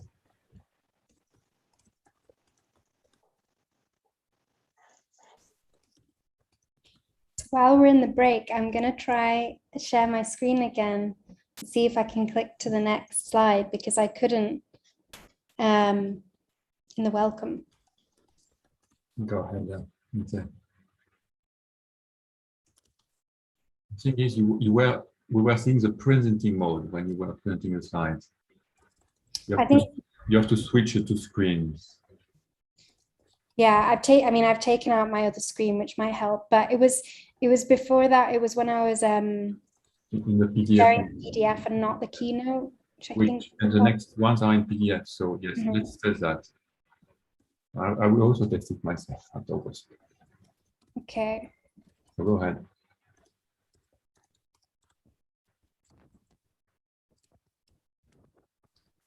So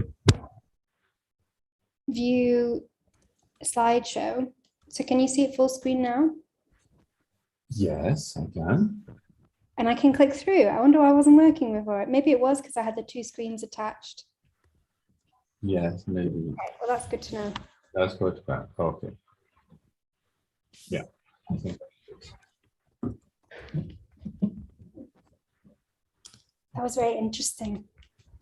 Yes, interesting. Can I try my PDF to see if it works? Yes, Gary, go ahead. So that's for the discussion. I will share my screen, and it will show Lindsay at the beginning. Maybe, no, it will show. Oh, we see some code. It will show code. That's so beautiful. Okay, and so, if I go up, cannot be Python code, no? Because you're a fan of Python. Rats. So let's see. Now, if I go like this. Yes, good. That's good. And now, can I switch? Yes, I can. Now, this is remarkable. Okay, good. So I'm done. I will stop sharing. That's good. We choose Zoom because it's by far the easiest tool. Yeah. So we had over 100 people. Yeah, 107, I saw. Yes. Yeah, some very interesting results, especially that the last one. It's funny that the errors very, very low compared to. It's too good to be true. With 20 galaxies per cluster, I don't understand. I will show a plot which compares everybody thanks to your work. And Radex. I was thinking, yeah, it's we found significantly higher scatter. I don't remember, yeah. but I mean we didn't. I'm going to add now Mr. Aung to the plot. Okay, so I have to go into Keynote, but I did like you. I did it in Keynote and I converted to PDF because Andrea's going to show some slides too. Okay. But here for you, I will share the screen again. Share screen. Maybe for the next in-person conference, you can do it in Champagne, and part of the conference event can be the holiday you had. So you see here I can go like this. Can you see the plot? Yeah. Yes. So this is the scatter in the log of M200. So if Han Aung is getting 6%, that means that the log is 0.02. So that's way better than anybody except the brown curve that we're going to hear about in a few days, which extrapolates at high richness to not 0.02 but 0.05. So if I added Aung here, he'll be way below. Okay, it's just too good to be true. And all these other curves are from the old it out 2015. Okay, you might, almost all of them. Well, maybe there's something to ask. What the mean mass, the mean richness and mass of the sample he was using. Maybe it's just very high. And he said minimum of 20, but I forgot to ask him for the mean. Yeah, but even the brown all the curves at 10,000, which is unrealistically high, of richness of 10,000, they saturate at 0.05 dex. So 0.05 dex, that means it's a 12% scatter, and it beats weak lensing, which is about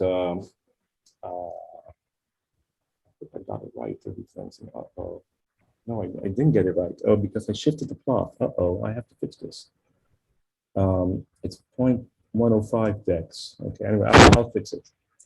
But Han, while you're here, yeah, I just want to ask a few questions about this plot that Gary was showing. Like, is there any like observational systematic that was added to these plots? Because like essentially like what I did was that the only observational systematic technically is the projected galaxies, and there's no other observational systematics or anything other than that. And well, this is can kind of like a mean, right? And Lindsay, I don't believe we had measurement errors on velocities or things like that. No, I mean, I think we looked into it, but we didn't publish. It wasn't in the paper, so I don't quite remember. But the mass areas were definitely, for the velocity ones, at least 0.3 dex for the scatter.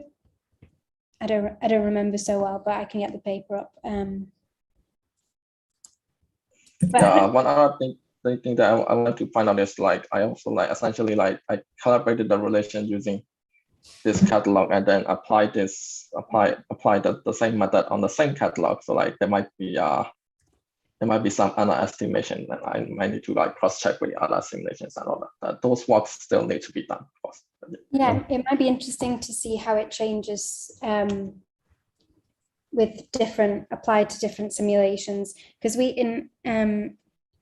in this comparison paper we did of galaxy-based mass estimation techniques, we ran it on, well, we ran it on a semi-analytic galaxy catalog and a halo-curvaceous distribution one, and for some methods there was, they weren't exactly the same, put it that way. There was some difference between the two catalogs, not a huge amount, but there were some. But what was the I was gonna ask, what was the sort of mean mass of the sample, of the sample that you applied? Mean mass? roughly, well, like mean richness, roughly. So hold on, let me just go to the, let me just look into the catalog.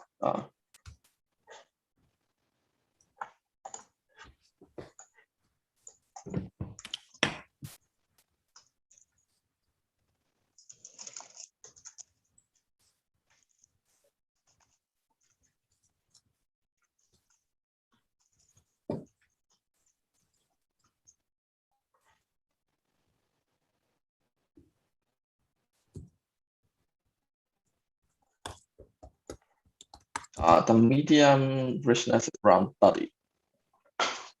30. Yeah, it's wonderful. Very impressive. It's not super rich. Very interesting. But for example, as you showed the profile of the fraction info component versus visualized component, with very tiny errors. So that was for a stacked cluster, or what's the reason that you have so small errors there?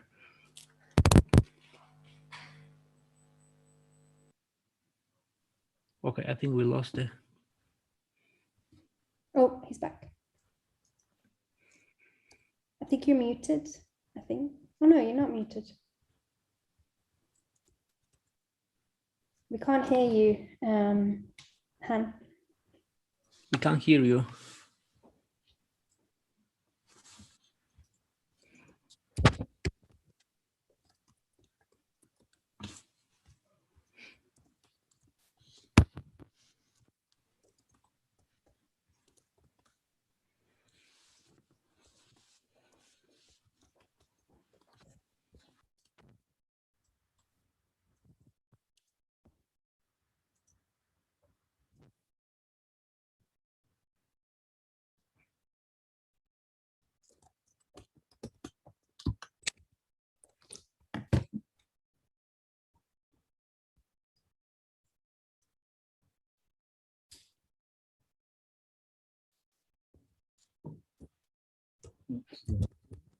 I'm gonna have to disconnect for 5 minutes and I'll come back. But nice to see you, Radek.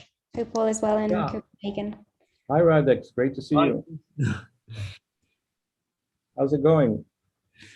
Going good. Yeah, fine. Yeah, we should have a private Zoom one day. And, yeah, so this will be interesting. Hello. Oh, Han is back. Yeah. Can you hear us? Yeah, I can hear you. Han is back. Yeah, so Radek, Okay, a question to Han, right? Did you Yes. get my question? I didn't hear the question. Sorry. Can you repeat? Yeah, so I was referring to these plots, where you show the fraction of info component versus visualized component, and there were very tiny errors there. Okay, let me. So in a hand wavy way, This is the plot that you're talking about. Yeah.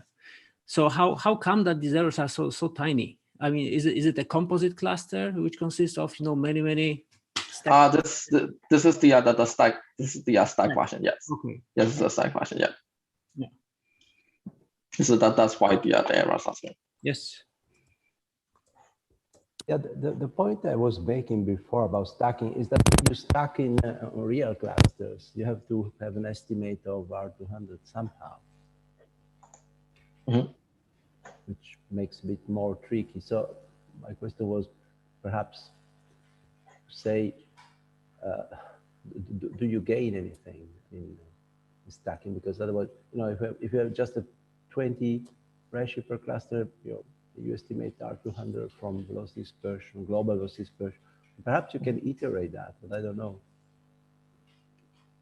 You see my point. My point is that when you stack real clusters, you need to have some. Right. So I guess one way is to. I think we can iterate, like if you have like some sort of like other than velocity dispersion, like if you have any other like mass estimate that will allow us to select some mass band, for example, like richness, like we select all or cluster in the richness. Then based on the richness, we come up with some rough estimates of where M200M is, and then we can, based on that base value, we can start the iteration. It does, and then then you just retroactively fit. That's an interesting idea. Yeah. Yeah.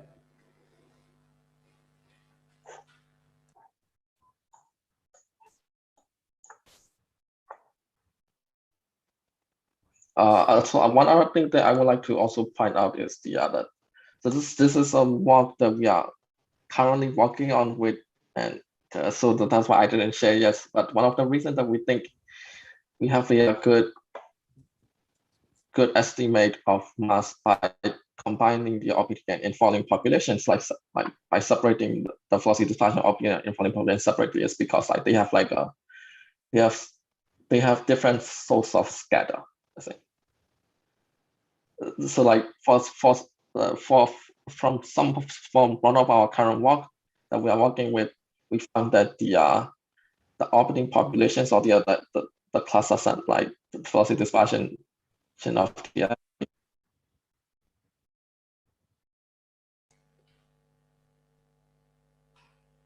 I cannot hear you now. But Andrea, you studied spirals versus ellipticals in the past for velocity dispersions, and we did it also together. And it might be the numbers are consistent maybe between the ratio of red and blue in the plot we're seeing of sigma versus R. This is projected sigma, right? So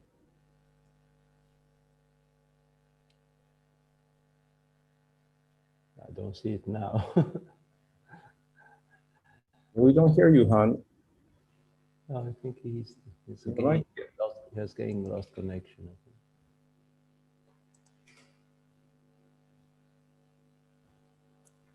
We can see you, Han, but the sound is gone for some reason.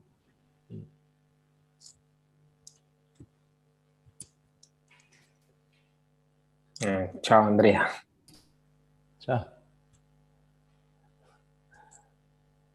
But by the way, I don't know if Han is online now, but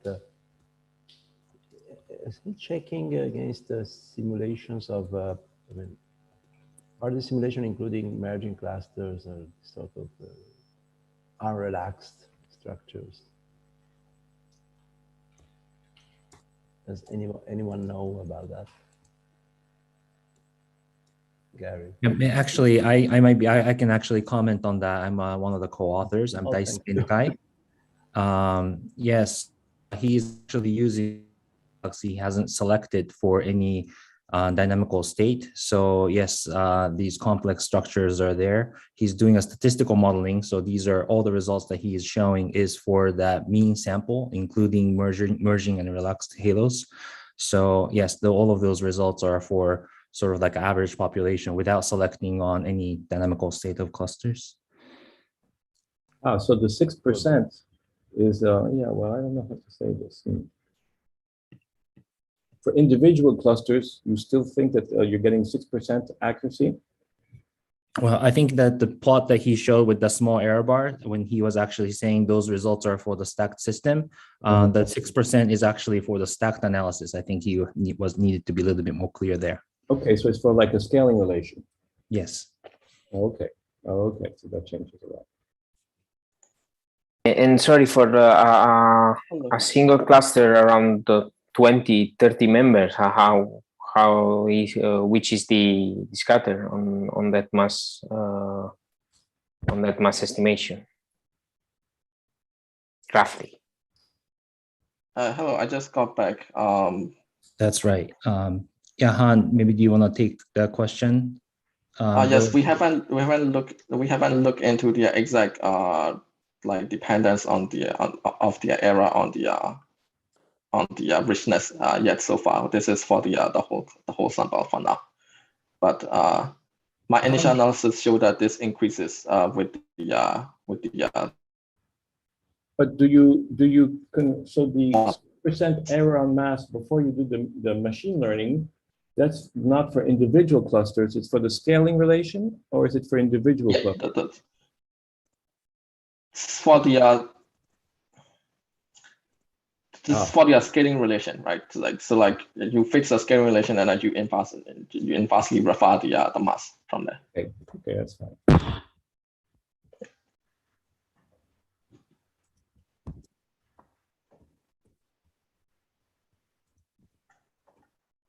Yeah, sorry, my connection hasn't been that good this morning for some reason. So. But we could follow 95%, I think. What do you say? Good. Yeah, I'll be available on Slack as well if that might offer a smoother connection. Not sure.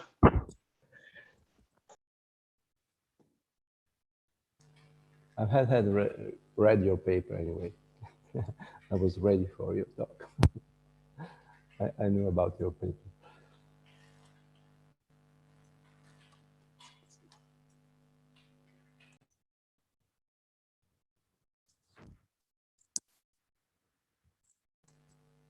Okay, maybe we want to take 2 minutes rest before the start again the conference.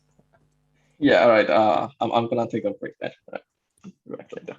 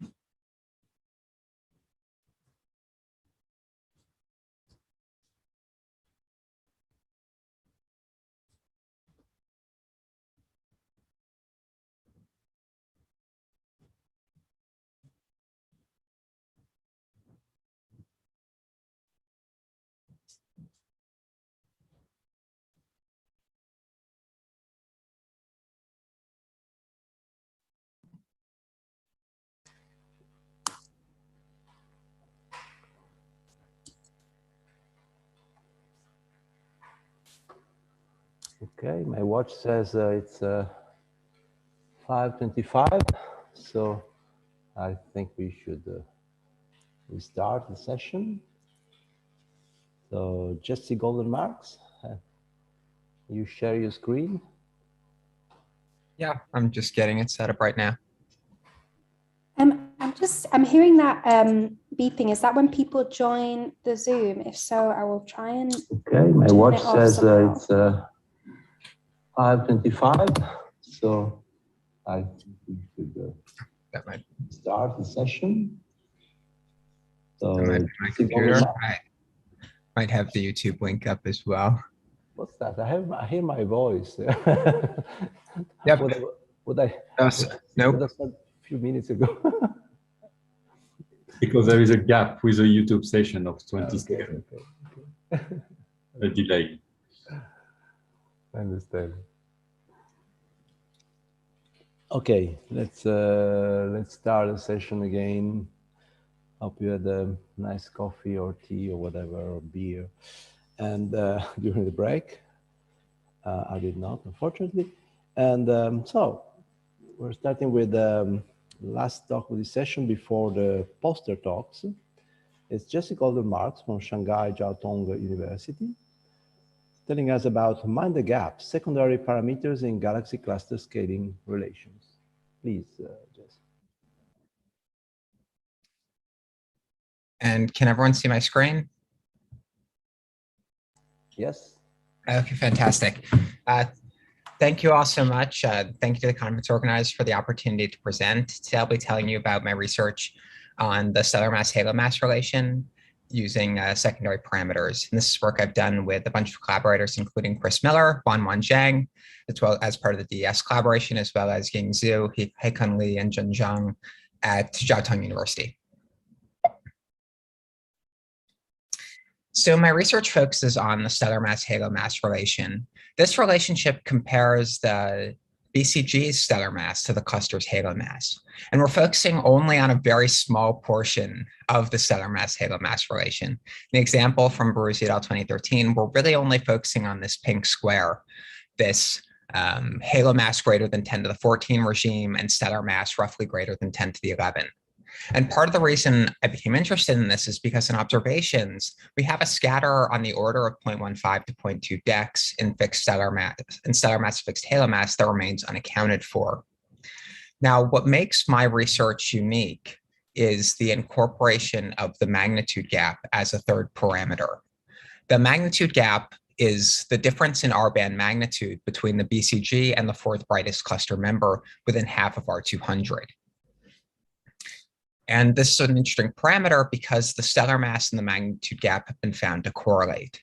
This correlation results from the fact that simulations find that BCG magnitude correlates with the number of mergers. When the BCG merges with the satellite galaxies, the BCG's magnitude increases. The fourth brightest galaxy then remains fixed, and the magnitude gap as a result would grow. Thus, the magnitude gap is actually a tracer of the BCG's hierarchical growth. So this is a parameter that allows us to relate the hierarchical growth into the stellar mass-halo mass relation. And what you can see here visually is from a color magnitude diagram, an example of what the magnitude gap looks like. So you have all of the galaxies within the cluster, and then you have the black galaxy as the BCG, and the purple circle represents the fourth brightest cluster member. So for the results for this this work that I'm showing is from 3 different data sets. There's the low redshift SDSS C4 sample with a median redshift of 0.08. There's the SDSS RedMapper sample, which covers the redshift range about 0.08 to 0.3. And then there's the DES RedMapper sample, which covers redshift of 0.2 to 0.6. So overall, we have about 2,200 clusters that span the redshift range of 0.03 to 0.6. Now, because we have data from 2 different sources, we have to make sure that the SDSS and DES photometry are relatively consistent. Unsurprisingly, the DES data is significantly deeper, and we have to determine the point at which the SDSS data becomes background limited in order to have a fair comparison between the SDSS and DES observations. To do that, I'm showing an example of a singular BCG that's observed by both SDSS and DES. You can obviously tell that DES data is much deeper. For the SDSS data, we use the already reduced light profile data. For the DES data, we follow Wanwan Zhang's prescription for the intracluster light and measure the DES light profile that way. By comparing the DES and SDSS light profiles as a function of radius, we can then determine where the SDSS and DES light profiles become inconsistent with one another. And what you see here is the difference in magnitude for both the GR and I band as a function of aperture. And at an aperture greater than about 50 kiloparsecs, particularly in the G band, the values begin to diverge. So for the purposes of this analysis, we're using stellar masses or magnitudes measured within 50 kiloparsecs for the BCG. Now there's 3 key components for our stellar mass-halo mass relation. Our stellar masses, as I noted, are measured within 50 kiloparsecs. We then use GRI and RIZ photometry for SED fitting in order to estimate stellar mass using EasyGal. We have halo masses that are estimated using the mass richness relation, both for SDSS RedMapper data from Sumet and the DES RedMapper data from McClintock. We use the magnitude gap as the BCG's 50 kiloparsec magnitude and the R-band model magnitude of the fourth brightest galaxy in the cluster. And in order to identify which galaxy that is, we apply a RedMapper membership criterion of greater than 0.984. We recognize this is an incredibly stringent criterion, but it's selected in order to ensure consistency with the multicolor red sequence that's used in the low redshift SDSS C4 sample. So once we have all of these measurements, we then can measure a stellar mass-halo mass relation. Now, this is the data when we plot stellar mass against halo mass. And as you can see, there's a lot of scatter. But when we add the magnitude gap, you can really see the data pop. And as we add the magnitude gap here, you can see a stratification appears. You see that as you move in a fixed halo mass, as you increase in stellar mass, you see a similar increase in magnitude gap. You see a stratification just that at low stellar mass, you have yellow data points, and at high stellar mass, you have purple data points going increasingly with one another. So this, you can visually see the correlation between stellar mass and magnitude gap. And this all results from the fact that BCGs are growing hierarchically, and the magnitude gap allows us to observe that. Now, in order to actually measure the stellar mass-halo mass relation, we use a Bayesian MCMC formalism in order to fit the parameters associated with the stellar mass-halo mass relation. The incorporation of the magnitude gap is done through this parameter gamma times the magnitude gap. We use then a Pareto type 1 distribution, which mathematically describes our detected evolution. It's of the form of a constant plus alpha times x of alpha to the m divided by x of alpha plus 1, where alpha is the shape parameter and x of m is the scale parameter. We use look back time to trace this evolution rather than redshift, mostly because stellar evolution is characterized by time. And we set a scale parameter of 0.4 gig years, which corresponds to our lowest data point in redshift space. Once we have this relationship, we run it through our MCMC pipeline, and we get a very detailed and a little complicated posterior distribution. And because I don't want to spend the rest of my talk talking solely about this diagram, what I'm going to do is just highlight a few key results. First, the intrinsic scatter, instead of being on the order of 0.15 to 0.2 dex, with the counting of the magnitude gap, enters the order of about 0.08 to 0.09 dex. Similarly, we see that the stretch parameter remains to be significantly non-zero. Now, because it's not very clear from this how these parameters evolve with redshift, I've instead plotted each of the parameters alpha, beta, gamma, and sigma, or the offset, the slope, the stretch parameter, and the intrinsic scatter as a function of look-back time. And what you see here is those parameters. First, we start with the alpha parameter, the offset, and you can see a gradual increase over look-back time. In offset, it's statistically significant, so that makes sense. Secondly, we see the slope statistically is about a 3 to 4 sigma detection. And you see the slope decreases from about 0.55 at low redshift or low look-back time, all the way down to about 0.35 at higher look-back time. Similarly, we see the stretch parameter decrease from about 0.16 at low redshift down to about 0.1 at higher redshift. Interestingly, we see no evolution in the intrinsic scatter. It stays roughly fixed at 0.08 throughout the entire redshift range. So using the incorporation of the magnitude gap, we're actually able to detect evolution in 3 of the 4 parameters. Now, physically, it's important to understand what's happening. So first, the magnitude gap is a latent parameter within the stellar mass-halo mass relation.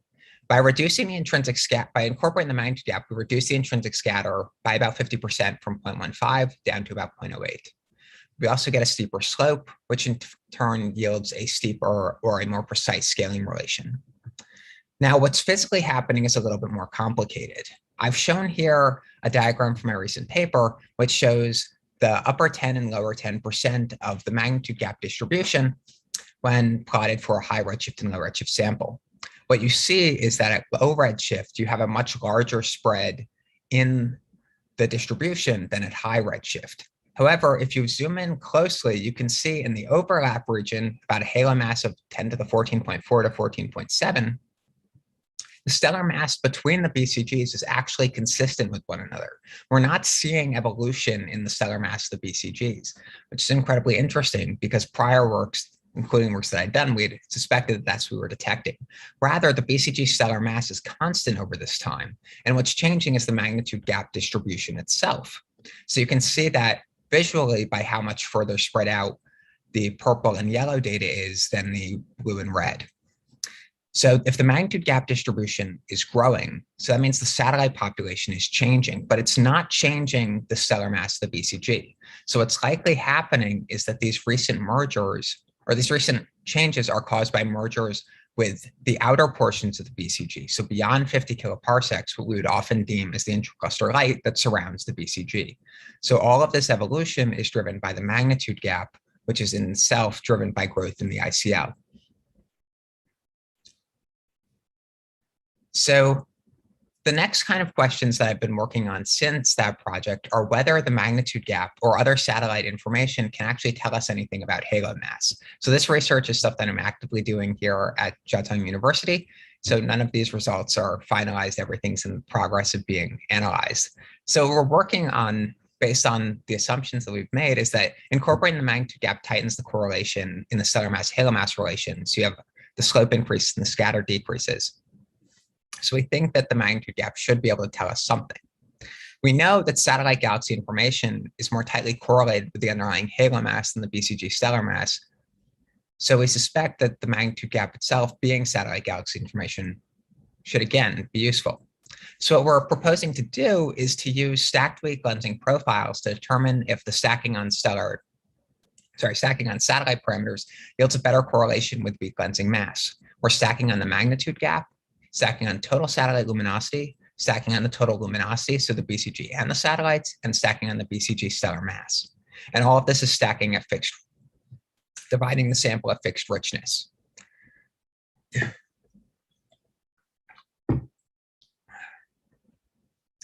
So the sample that we're using is the similar SDSS red mapper sample. We're covering the redshift range of 0.1 to 0.34, where red mapper is most complete.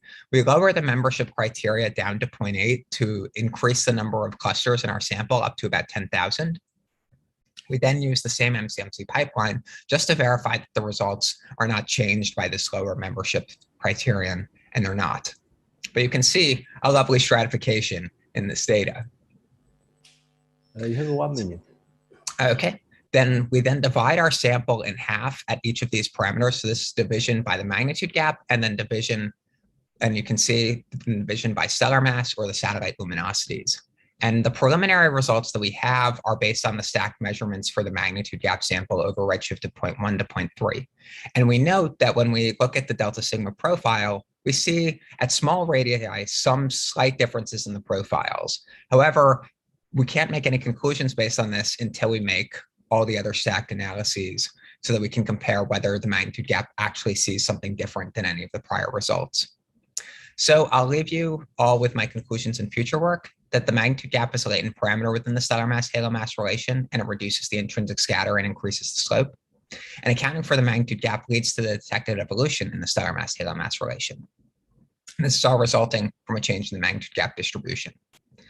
And going forward, I'll be working on to measure the weak lensing profiles associated with each of these different satellite prescriptions to determine which yields the strongest correlation with the weak lensing halo mass.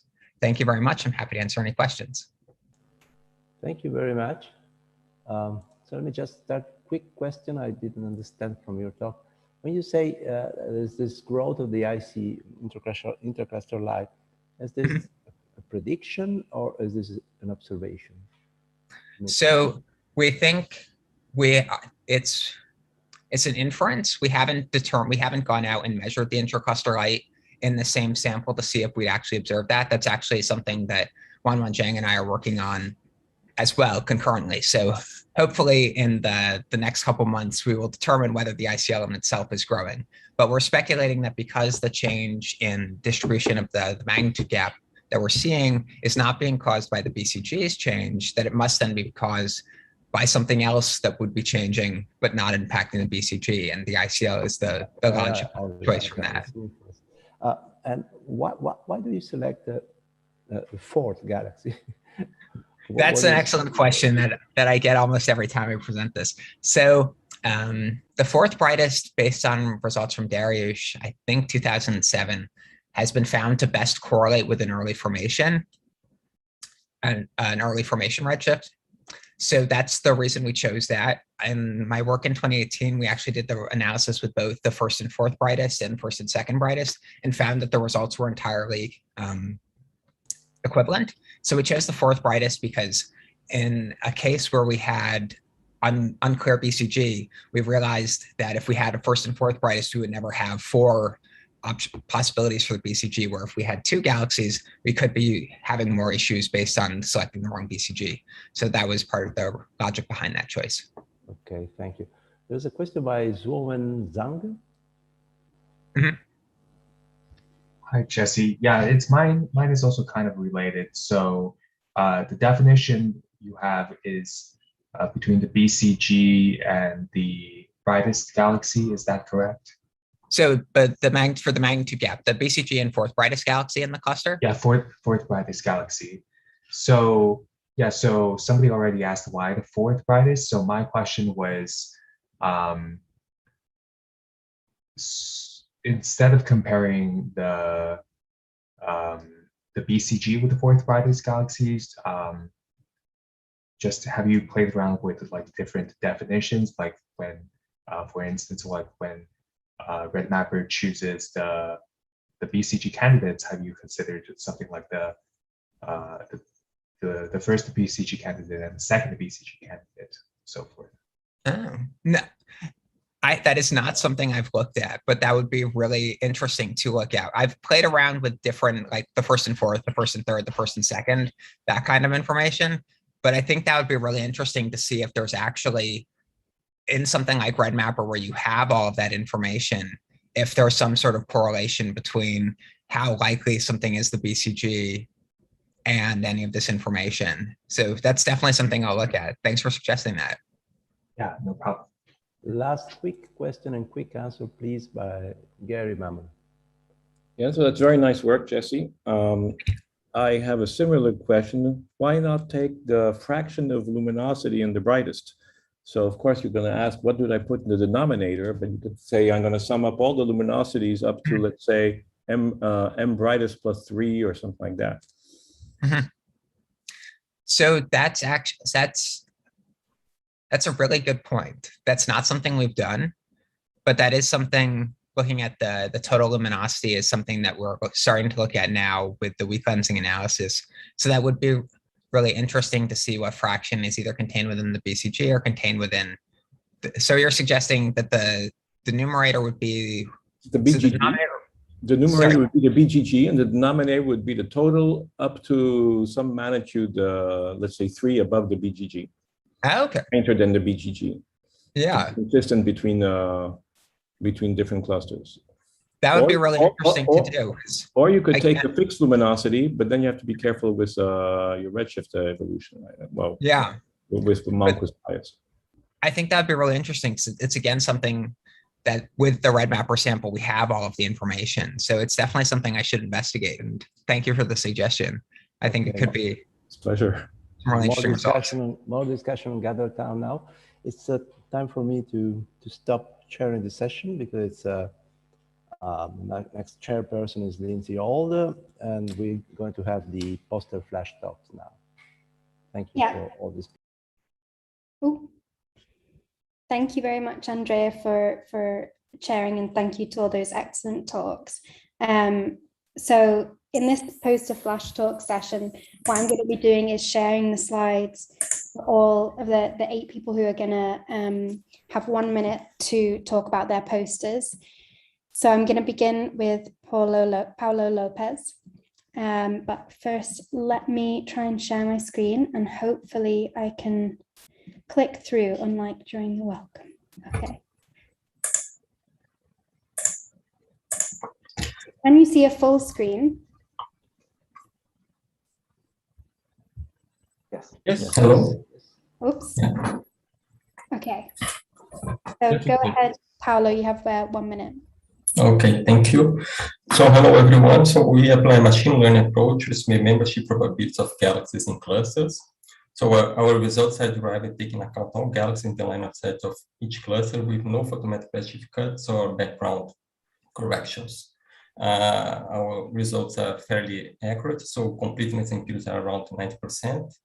We initially use Sloan data to derive spectroscopic memberships with the shifting gap method, which are used then for training and validation purposes. But we also apply this method already to higher redshift clusters like the massive classic clusters. So there are many applications that can benefit from photometric memberships, and what is relevant for this meeting, we show here some preliminary results of the mass calibration based on richness for 150 clusters or so at low redshift z below 0.1. So richness is defined as the sum of membership probabilities within R200 and M star plus minus 1.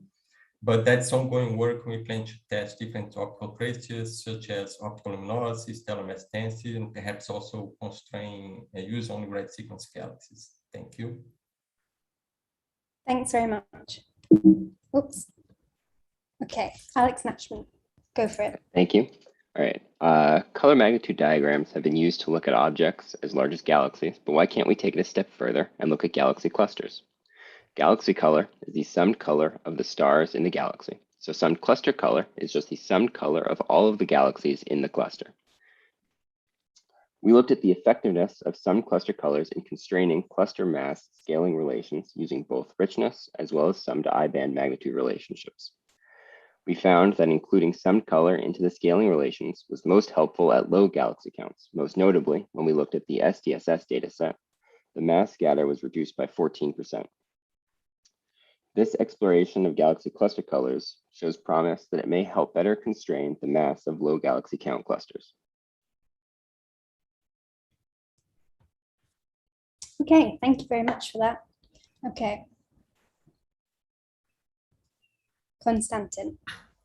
Okay, so hi everyone. So my name is Constantin Payan and I'm working on galaxy cluster cosmology in the dark energy science collaboration with Céline Combet in Grenoble. And then in the preparation of the upcoming cosmological analysis of the Rubin LSST, desk has created a 300 square degree simulated survey and as part of an effort called the Data Challenge 2. So in this work, we estimate the weak-lensing masses of red mapper detected clusters in DC2, and we constrain the mass richness relation. Doing so, we can test different systematic effects coming from the background galaxy selection, such as shape measurement or photometric redshift. And so as an example, and in the figure on the right, and I invite you to see the poster for more details, you have the effect of different photometric catalogs, such as BPZ and FlexiBoost, on the posterior distributions of the three free parameters of this M lambda relation, compared to using only the true background galaxy redshift. Thank you. Thank you very much. Okay. Next, we have Antonio. Yes, we constrain the parameters of a scaling relation between the cluster mass and the velocity dispersion as a function of the redshift, both for subhalos and galaxies using the 300 collaboration simulation. We also tested two different flavors of the simulation, so with two different recipes for AGN feedback and so on. And yes, and we used 20 different redshifts between 0 and 2. Great, thank you very much. So next, we have Victor. Okay, so my name is Vitor. I'm a PhD student, and in this work we use a sample of galaxy clusters in the local universe to investigate the relation between members' velocity distribution and inflow rate. We split our sample into Gaussian and non-Gaussian, as exemplified in the left corner. And we show that non-Gaussian clusters lead to a higher halo mass, which can be actually an artificial effect due to the shape of the velocity distribution. Furthermore, exploring the projected phase space, we show significant differences between galaxy properties distribution in Gaussian and non-Gaussian cases. Using simulation-based relations between inflow time and locus in the projected phase space, we provide a first quantitative estimate of a higher inflow rate in non-Gaussian clusters in comparison to Gaussian systems, which may be relevant for the dynamics of these systems. Thank you. Great, thank you very much.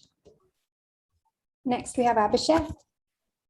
Hi, everyone. My name is Abhishek Paswan, And here the title of my poster is An Observational Clue to the Formation of Local Analog of High-Redshift Galaxy. So here local analog of high-redshift galaxy is a blue-very compact starburst galaxy. And this is analog in the sense that it shows the emission line properties similar to those high-redshift galaxies which are responsible for ionization of early universe. So in this study, I have used the manga survey data, which is IFU data.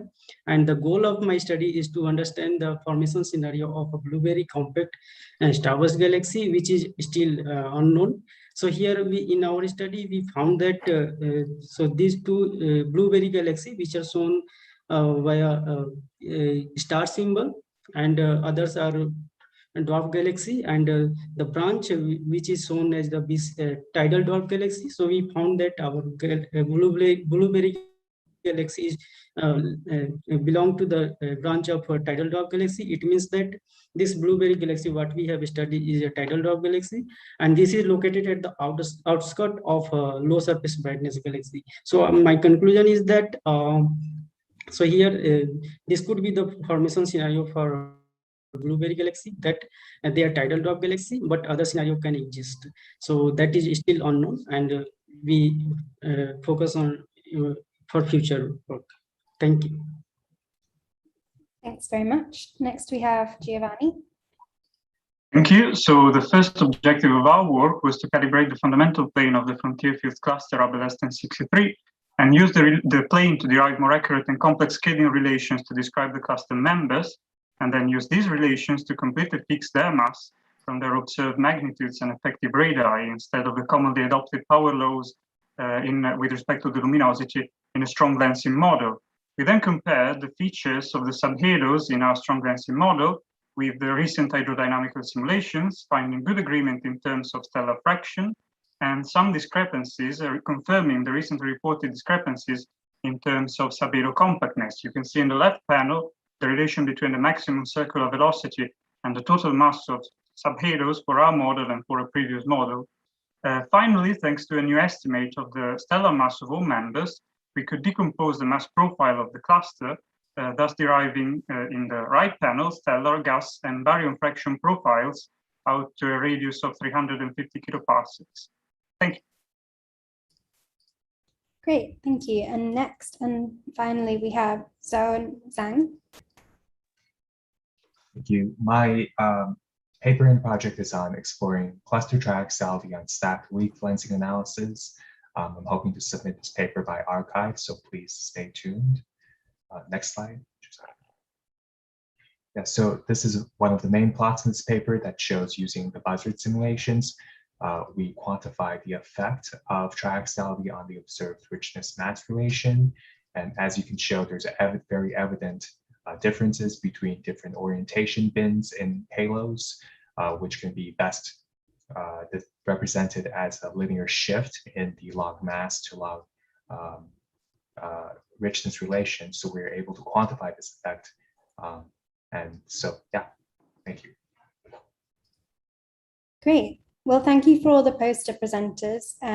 We're actually finishing on time, which is perfect and difficult to do with poster flash talks. So I want to encourage everyone to go to Gather Town. All of these poster flash talks are in room 1.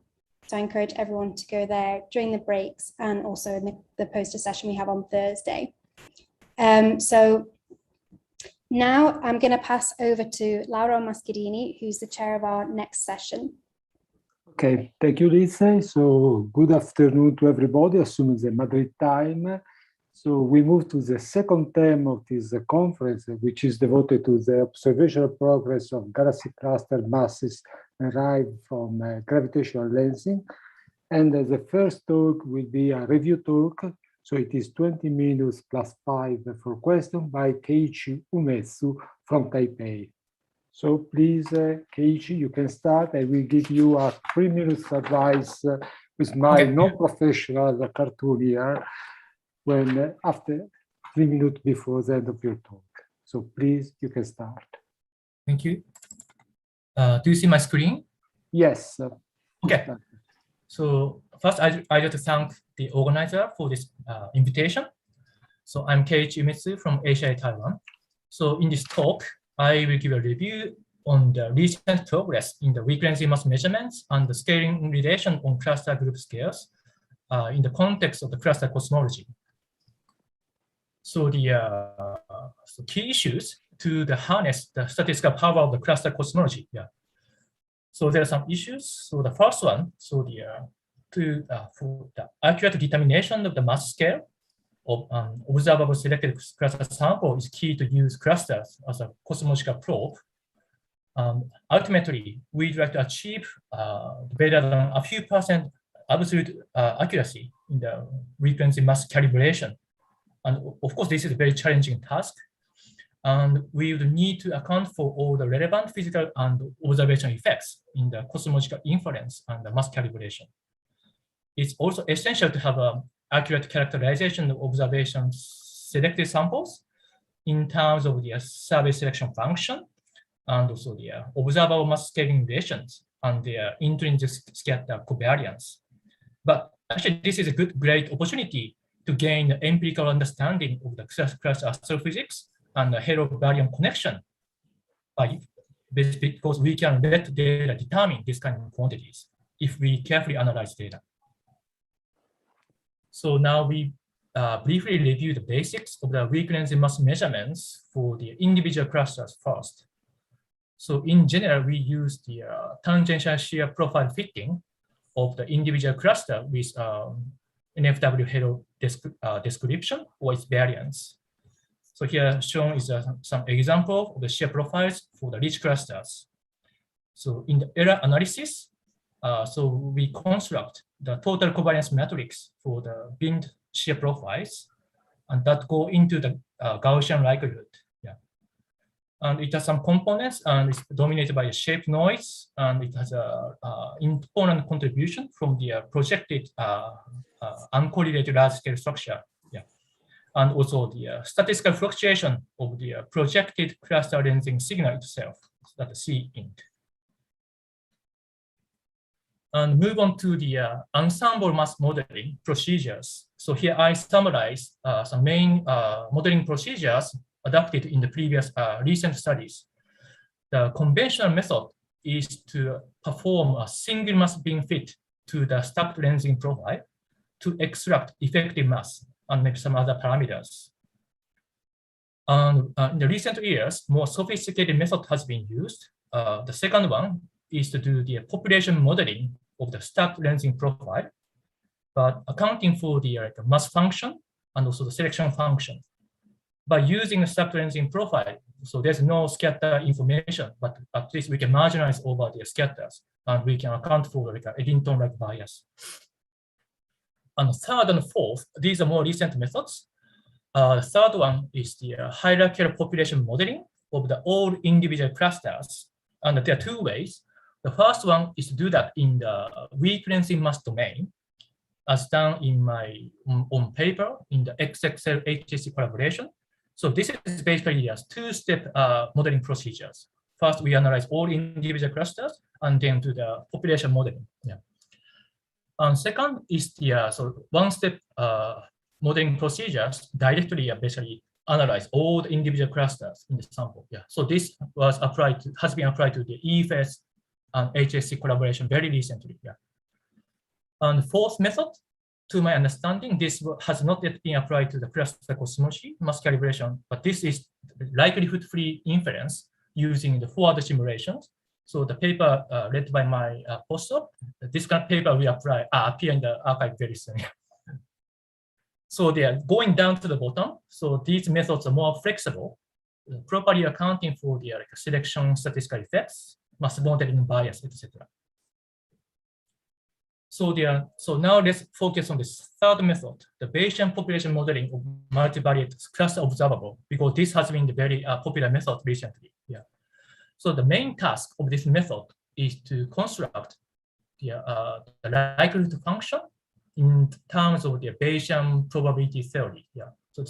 So the P is X, Y. Basically, theta is the hyperparameters that contain like scaling relations or the properties of the parent distribution, mass function cosmology.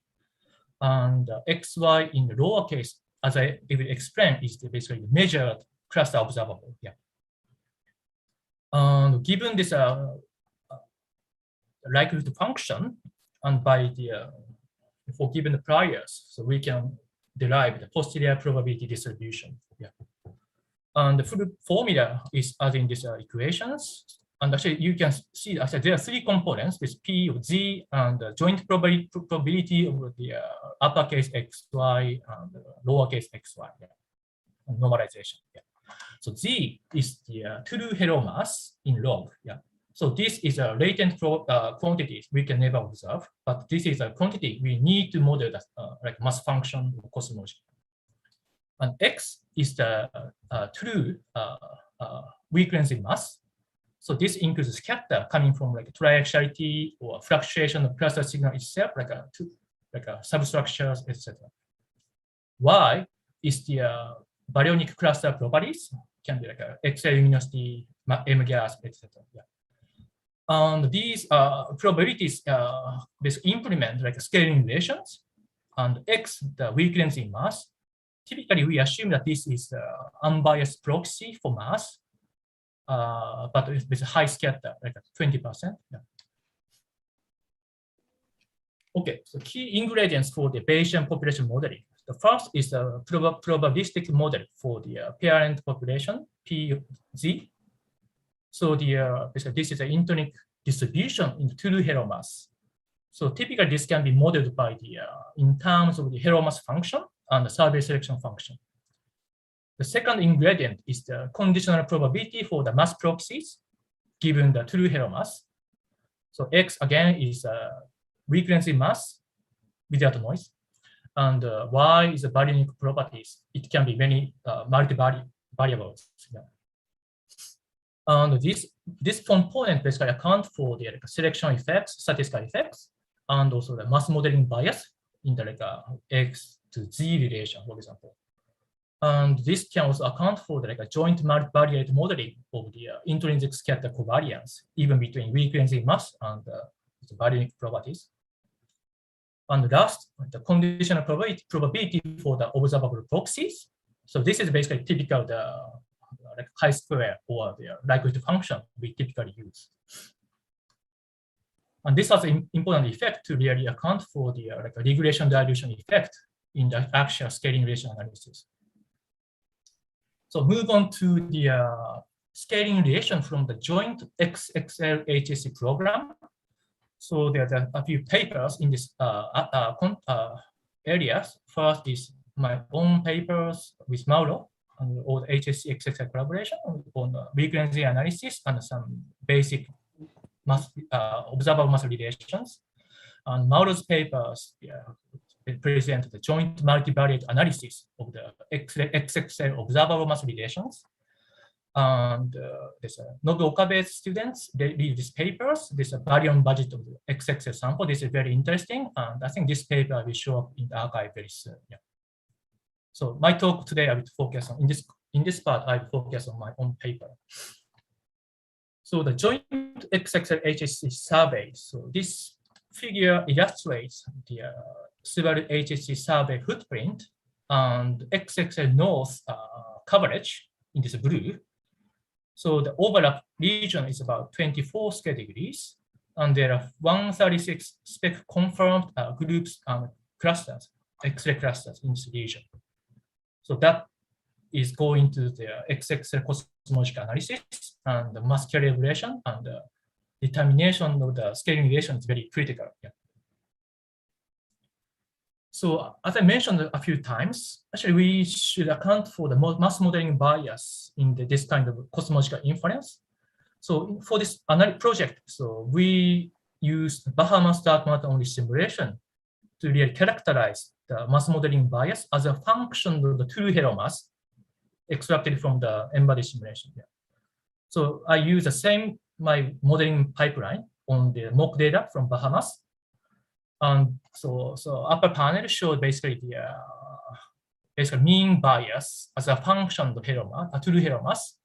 So essentially for the mass greater than 2 times 10^14 solar mass H inverse, so the bias is essentially 0. Yeah. But at the group scales, the weakness in mass at fixed true mass is increasingly underestimated.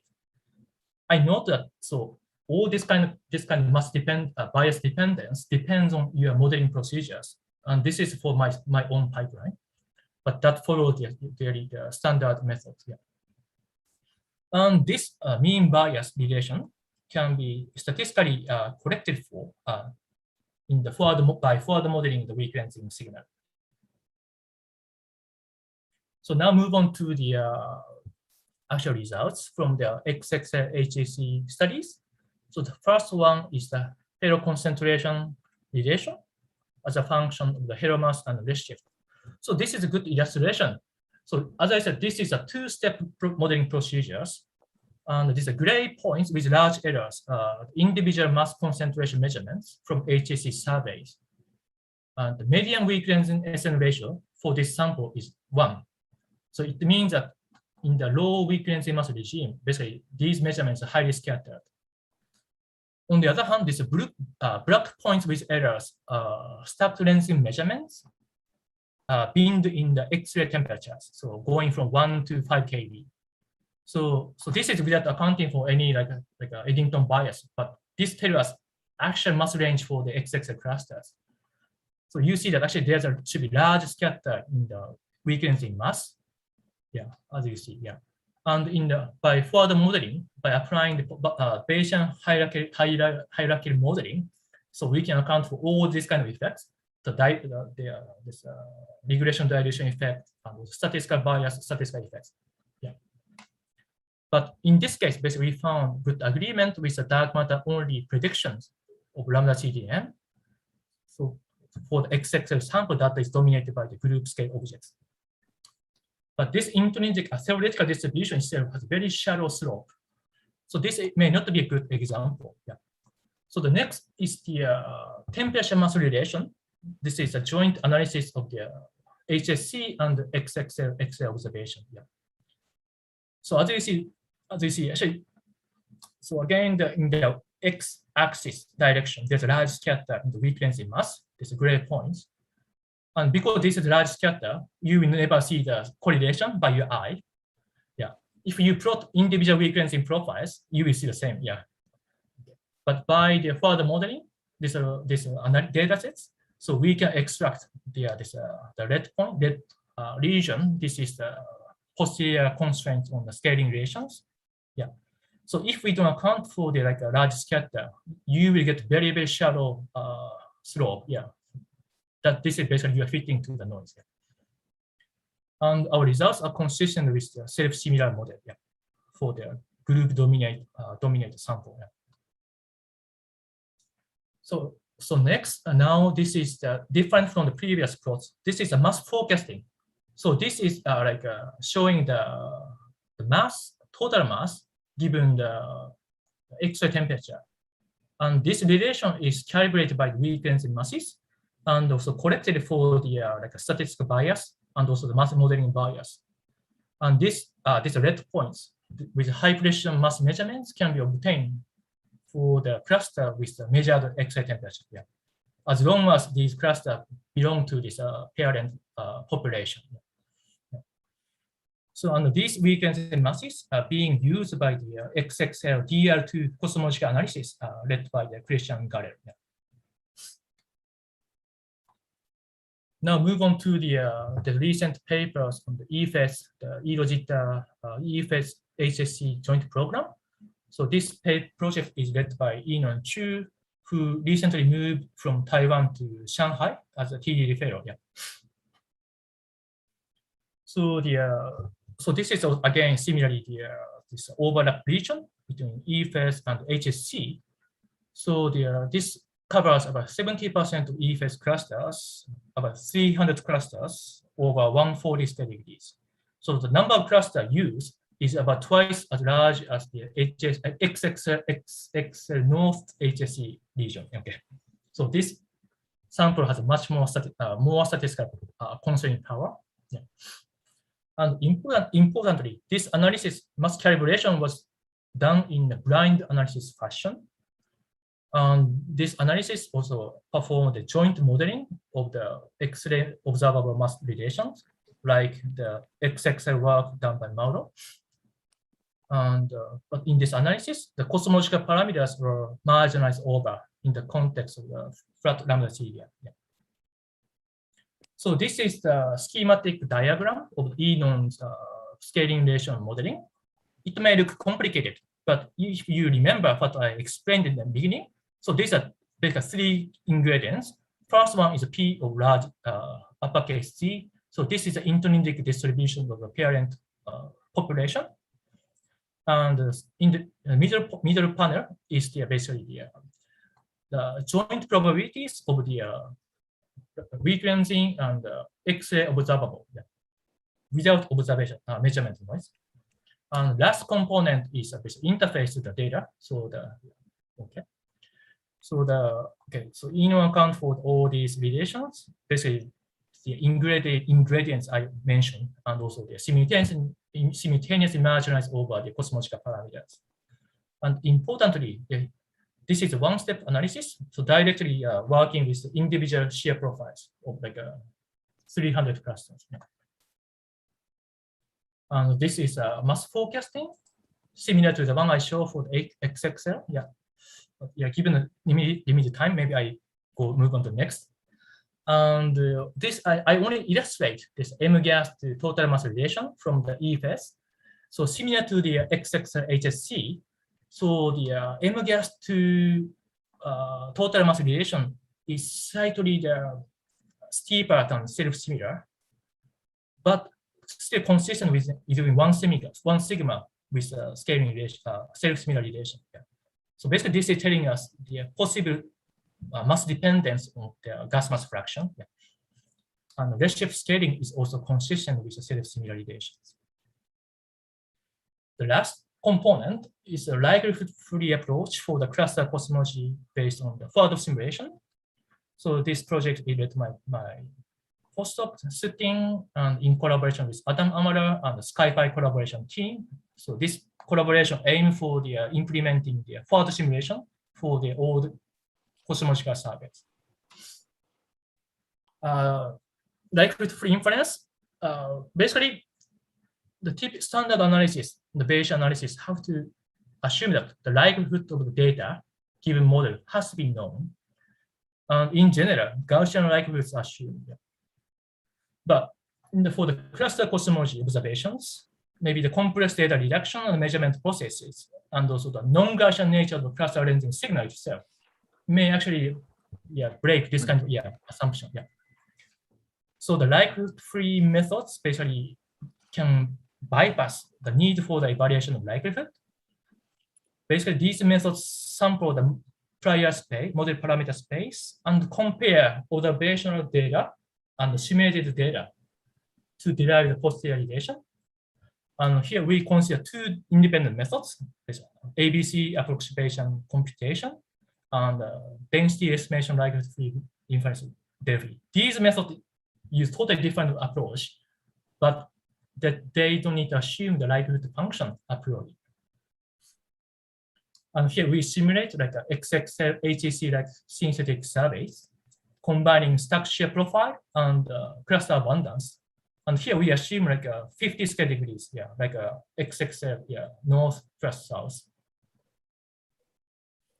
And this is a cosmological inference with ABC, PMC, ABC, and Delphi for the sigma 8 and omega matter planes. So that there are 2 observation parameters. One is 400 galaxy per square arcminutes. This is perfect mass calibration. So basically, we are capturing the statistical fluctuation over the cluster samples given the survey strategy. So this is the cosmic variance. And this NG20 is basically typical ground-based surveys, like Subaru telescope. So basically, this is a good illustration. ABC is a very robust and straightforward approach, but it requires like 1 million times of simulations for the simulation. So US model has a very fast. And the Delphi is faster, order magnitude faster. And ABC approach can derive the true posterior distribution in the limit of the very, how to say, the small threshold used for the data simulation conversion. So actually you see the posterior is wider, yeah. But basically, we can both methods can give the unbiased recoveries, and this method can capture all the statistical fluctuation without assuming the covariance matrix. And similarly, this is the results for the S8, yeah. And we have a plan to apply this method for the joint HSC-XXL collaboration. Okay. And actually, this tells us the potential of using this likelihood-free inference methods for the cluster cosmology. Yeah. And this is a summary. So basically, Bayesian population modeling of multi-wavelength cluster surveys provides a flexible approach for the cluster cosmology. Yeah. The most recent methods use like a 1 or 2 stage mass frequency mass calibration. Yeah. Starting from the low the frequency data. Yeah. And recent results from the joint X-ray frequency survey show that multivariate scaling relations on groups cluster scale study cluster scales. These are consistent with the self-similar prediction, but we see a hint from some deviation for M-gas mass relation. Yeah. And finally, the likelihood-free cosmological inference using further simulations will allow for even more flexible and accurate modeling of physical and observational and statistical effects. Yeah. Thank you for your listening. Yeah. Thank you, Keiichi. So it's time now for question to Keiichi. Please raise your hands if you want to ask questions. Don't see, or if you are shy, please use the chat for questions. Maybe I spoke too fast. Okay, Nicholas, please go with your question. Hi, Keiichi, how's it going? Very nice talk, thank you. I had a question about the simulations you're using in your likelihood-free inference. Yeah. I see you have a million simulations there. Are you including baryons in these simulations, or are these just n-body simulations? Actually, no, this is more like a toy model simulation. But actually, model used is very similar to Enon's E-phase analysis. Basically, the ineffective halos and some halo concentration, etc. Yeah, and spherical modeling. So, okay, so it's not a full-blown simulation. Right. We have a plan to extend to a more semi-analytical simulation, like a sky simulation.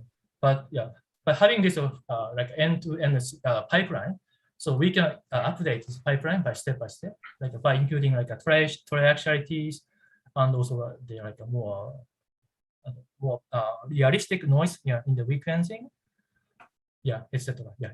And also baryonic effects. These are one of the aims in the SkyPy collaboration, led by Adam Amara. Great, thank you. Okay, Gary, please. Okay, great talk, Keiichi. So I have 2 questions. One is for the individual weak lensing masses that you derive using the Bahama simulation. Okay. What are the typical, you talked about bias, but what about the uncertainties on M2D and M3D? Are they, of course, it depends a lot on, the depth of your sample. And, exactly.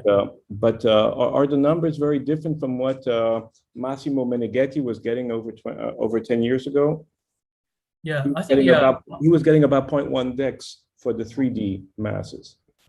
Yeah, like a Massimo simulation on my own previous work, focusing on crash clusters. These are high mass clusters, 10 to 15 solar masses. So the measurement precision could be 10%. But there's additional scatter coming from triaxialities, fluctuation. Yeah, these can amount to 20%. So even for the high mass clusters, the total uncertainty could be 20-25%. Yeah, sorry. And for the group scales, as I mentioned, the median weak-lensing SN ratio is 1. So this is good. This a per element SN ratio of unity is good for a reconstruction. Yeah. But it means that at group scales, it's basically 100% fluctuation. So if you average at fixed weak-lensing mass, you're gonna get totally unbiased biased results. But by further modeling, we can average at fixed true halo mass, statistically, So this is what we do, And then thank you. And then my second question was, you showed concentration versus mass, and you showed individual and you showed stacked points.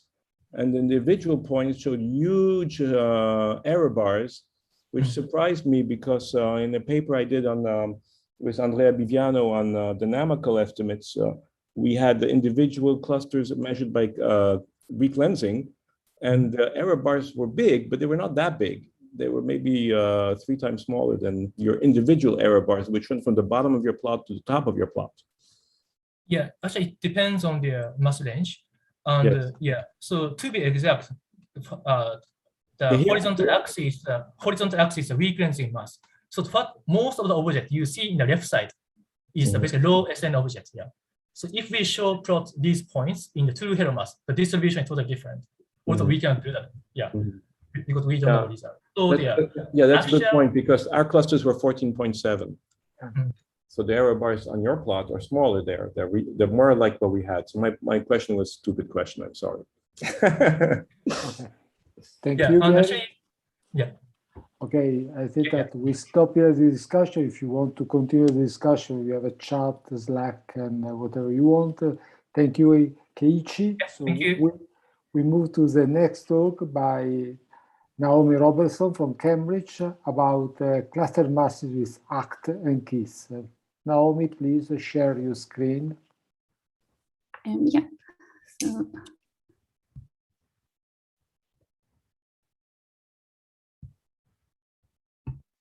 Okay. Can you see that okay? Yeah, it's okay, thanks. Okay, great. So thanks for the introduction. So in this project, we're looking at calibrating the masses of galaxy clusters detected with the Atacama Cosmology Telescope and with weak lensing from the kilodegree survey. So at millimeter wavelengths, clusters can be identified from the thermal Sunyaev-Zadolovich effect, which is where C and B photons are inverse Compton scattered off electrons in the hot gas inside the cluster. So with this method, clusters can be detected at high redshift, and the scatter in the mass observable relation is small. So the Atacama Cosmology Telescope is a 6 millimeter telescope. We are still seeing the first slide. I think not is what you expected to do. It should be on a second slide. No, we are still seeing the first one with the title.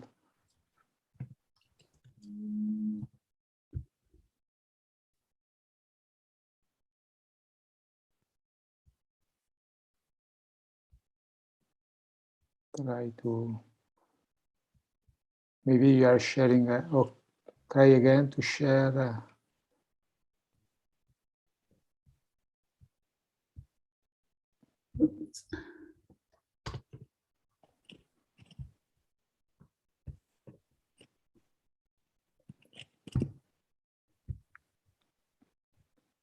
Okay, now we are moved from the first to the second. Okay, this is the second one. Okay. Okay, cool. Thanks for letting me know. this. Okay, so as I was saying, this is the ACT telescope, it's located in the north of Chile. And there's been a few generations of ACT with observations beginning in 2008, making temperature measurements. And then this was upgraded to ACT-Hall in 2013, so that both temperature and polarization measurements could be made. And then there was a further upgrade to advanced ACT, which has mapped a huge area of around 20,000 square degrees in the southern sky. So its design means that it benefits from high resolution, which is important for measuring the large L, C, and B modes, and makes an ideal tool for mapping C and B lensing and also detecting clusters via this thermal offset effect. So in comparison to Planck, ACT is about 3 times better in terms of noise and about 5 times better in terms of resolution. So in this project, we're using an SZ selected cluster sample from ACT, which is work led by Matt Hilton and was published last year. So this uses data from seasons 2008 right through 2018. So clusters are detected by applying a multi-frequency match filter. So this uses both the 90 and 150 gigahertz data. And from the total ACT area, more than 4,000 optically confirmed clusters are detected with a signal to noise greater than 4. The redshifts of the clusters are found using large public optical surveys, so SDSS, DECALS, PS1, and also from lensing surveys like KIDS, CSH2, HSC, and DES. And Nick Vitalia will talk more about the ACT clusters, I think, tomorrow, so there'll be more details there. So the kilodegree survey is a recently completed optical wide field imaging survey, which uses the VLT survey telescope shown here at the Paranal site, also located in northern Chile, with the main aim of KIDS being to measure the weak gravitational lensing signal of galaxies with a mean redshift around 0.7. So KIDS observes 2 patches of sky based around the gamma spectroscopic survey, one along the equator and the second in the south, meaning we also overlap with Boston 2DF lens. KIDS observes with 4 optical bands, UGR and I, with an additional 5 bands observed with the Vista kilodegree infrared survey or Viking, making KIDS a deep and wide 9-band imaging data set. So the most recent data released from KIDS is KIDS 1000, which includes around 1,000 square degrees of galaxy lensing measurements with accurately calibrated photometric redshifts out to a redshift of 1.2. So the redshift distributions that we use in this analysis are calibrated following the methods adopted in the KIDS 1000 cosmology analysis, which came out last year. And this is using the self-organizing map method to eliminate source galaxies from our sample, since their redshift cannot be accurately calibrated with spectroscopic data, resulting from incompleteness in the spectroscopic sample. So the more selective nature of the SOM method reduces the galaxy number density, and therefore increases the statistical error over the same area of sky. However, the systematic error associated with photometric redshift distribution and also multiplicative bias decreases.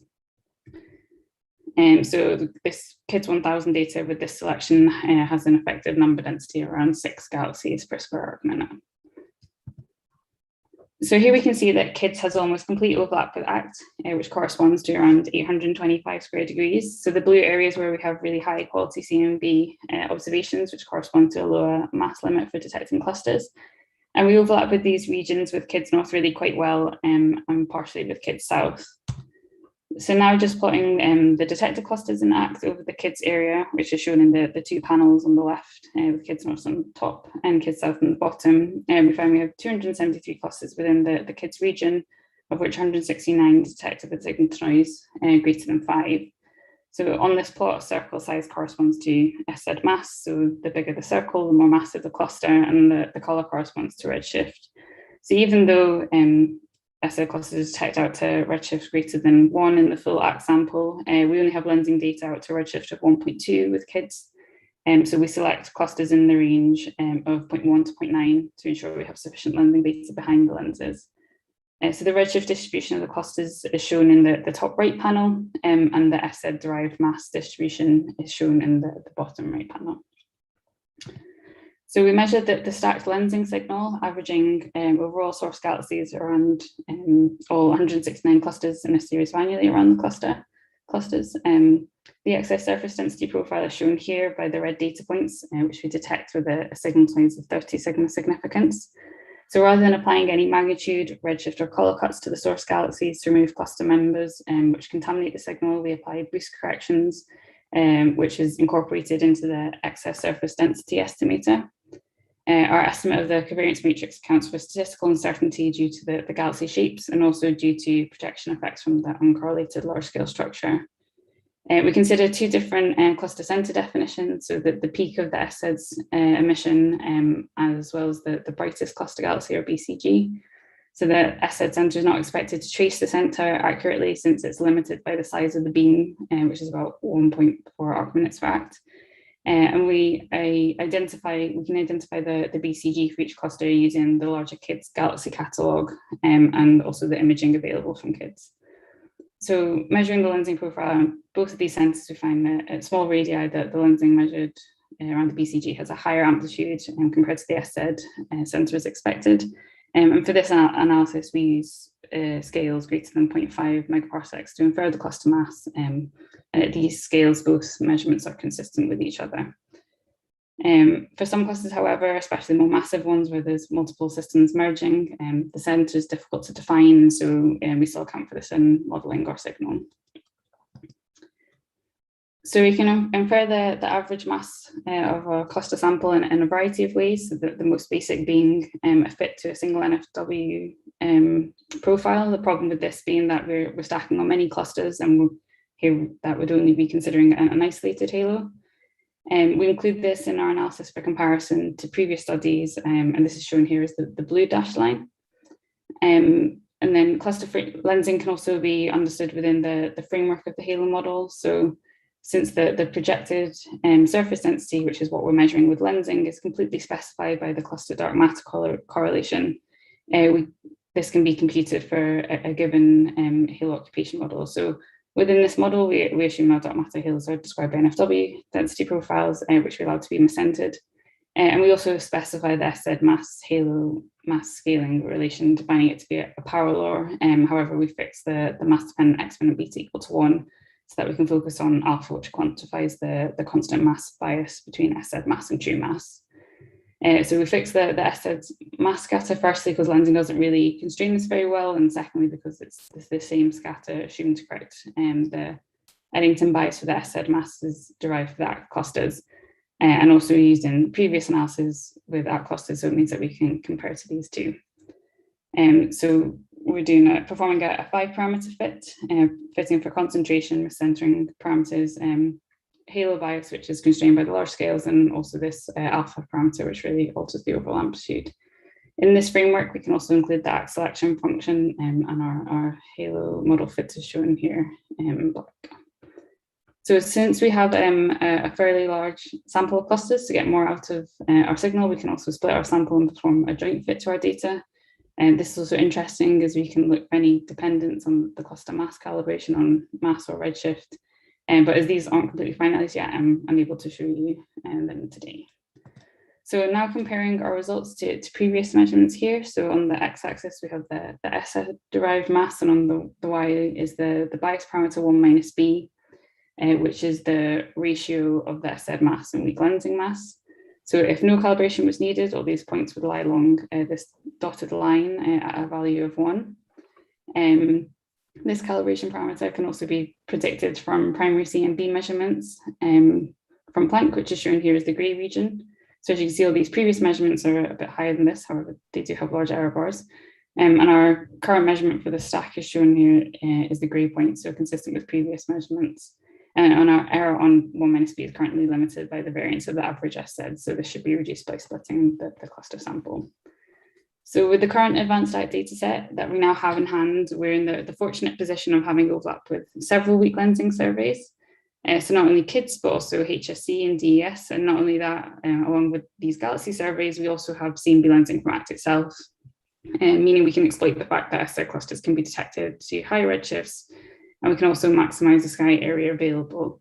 So it'll be really interesting to see how these results compare for current lensing surveys, and particularly looking ahead to Rubin telescope, which covers a similar footprint to that of advanced ACT. And so I'll leave it there. Thanks for listening. Thank you. So there are questions to Naomi. So I have a curiosity, there is a way to divide the sample in redshift or mass and to have more statistics just to, or the sample is too limited to be divided? So I think you can, probably the cleanest way is to split the sample based on the SZ signal to noise, which correlates with the mass, which is what we've been looking at. But then you can also define your selection function as well for different signal to noise cuts, and then that can propagate through your halo model. So I think that's probably the cleaner way for doing these binned measurements, or these stacked measurements, sorry. Okay, thanks. Other question to Naomi?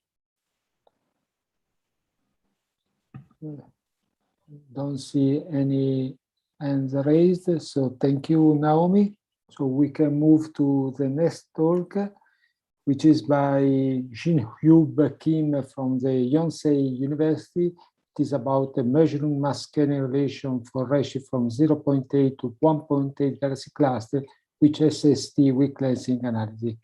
So Jinhyub, sorry for the wrong pronunciation, maybe, is the skinny for you. you are mute. If you are speaking, you are mute now. Okay, can you guys hear me? Yes, it's okay. So we see your second slide now. Okay. It's okay. Cool. Please. Okay, hello everyone and good evening. This is Jinhyub Kim, a PhD candidate at Yonsei University in Korea. I really appreciate that I have an opportunity to present our recent work at this conference. Today, I present the preliminary result of the mass scaling relations for high-G clusters using HST weak-ranging analysis. This work is in collaboration with my supervisor, James G, and my teammate, Kim Hyung-han. Okay, to begin with, let's see the result of the embodied simulation. The snapshot shows the evolution of cluster abundance with the two different cosmological parameters.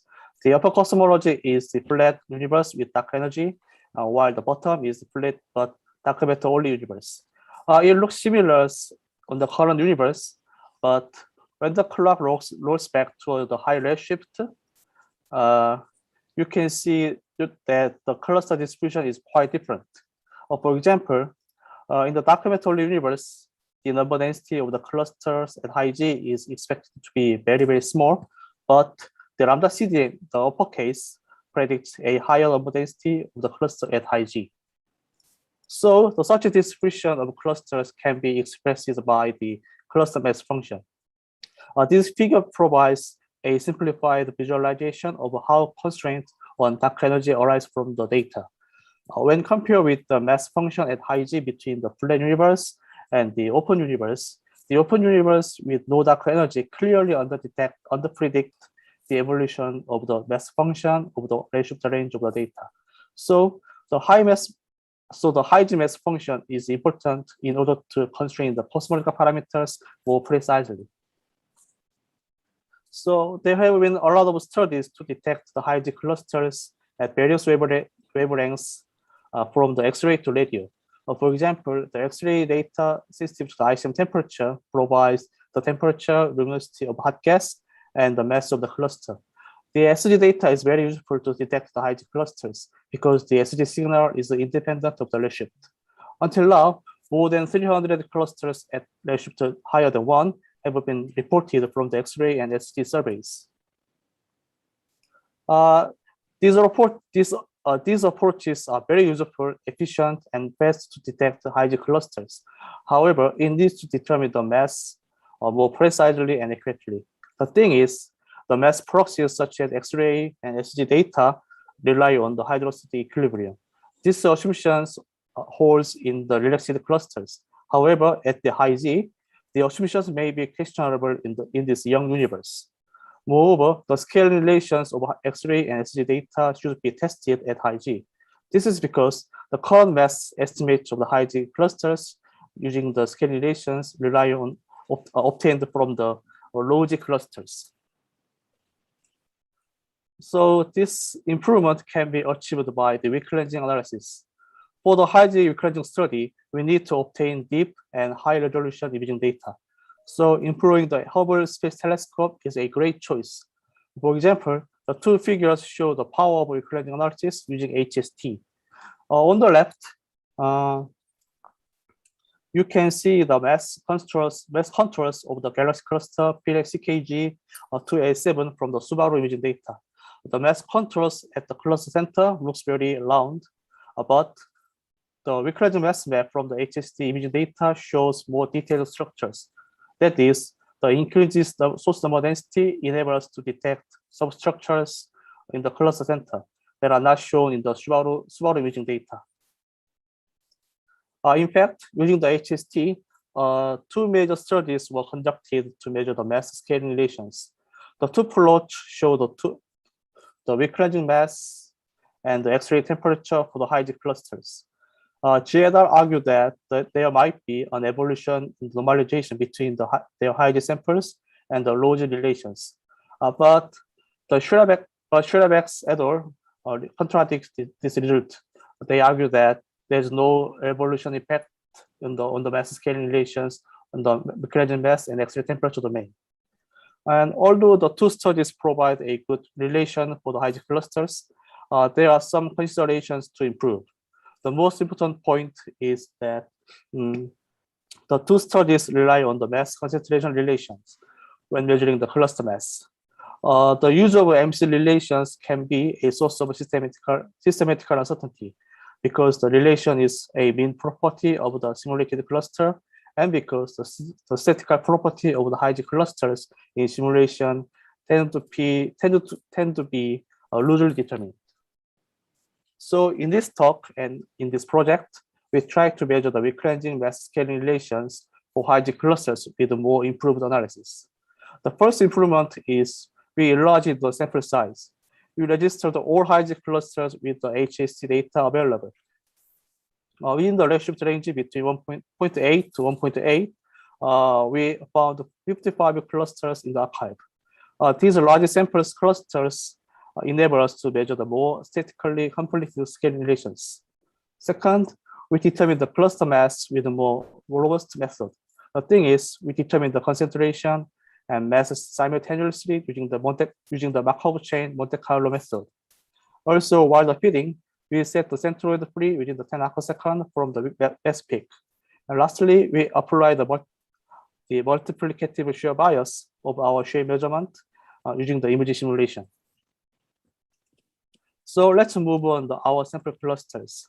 We collected 55 clusters at high-G in the 43 HST programs. Both have ACES and VIC3 IR instrument data. And all clusters in our sample have deep imaging data with more than 2 different filters. And the figure shows the distribution of our cluster samples on the sky and the redshift distribution. The median redshift of our sample is 1.08. And until now, we completed the weak-ranging analysis for 36 clusters. Among them, we did not detect the range signal for 8 clusters. So I will present our preliminary result from the 28 clusters. Before the mass measurement, we estimate the multiplicative bias and apply them to our shear measurement result. First, we create mock galaxies using the image simulation for the GAISIM. And the snapshot is the resultant mock galaxies with an arbitrary shear, PSF convolution, and noise addition. Then we perform the shear measurement on the mock galaxies and obtain the mean elasticities. The comparison of input shears and the output mean elasticities of each elasticity component are plotted in the right figure. So we found that our weak-ranging pipeline tends to underestimate the shear by about 20%. Then I will show you the 2 noticeable clusters in our sample. The first one is the mass map of the SPT-206, the most massive system at redshift higher than 1. In fact, Schwerberg et al. Reported the mass map and the cluster masses as shown in the left figure. Their analysis is quite rigorous, such as selecting source galaxies with a high fidelity. In my analysis, I combine the shapes of source galaxies measured in ACES and VIC3 IR filters, and thus the source number density is 9 times higher than the Schwerberg's work. So as you see in the second panel, my pipeline found that the existence of the substructure in the main component. This implies that the cluster is undergoing a merger event. This substructure is later confirmed by the follow-up ALMA SG study. In the right figure, the Mascolo et al. Found 2 distinctive SG peaks, and the peaks are well associated with the mass peaks from my mass map. The second noticeable cluster is JKCS 041 at G equals to 1.8.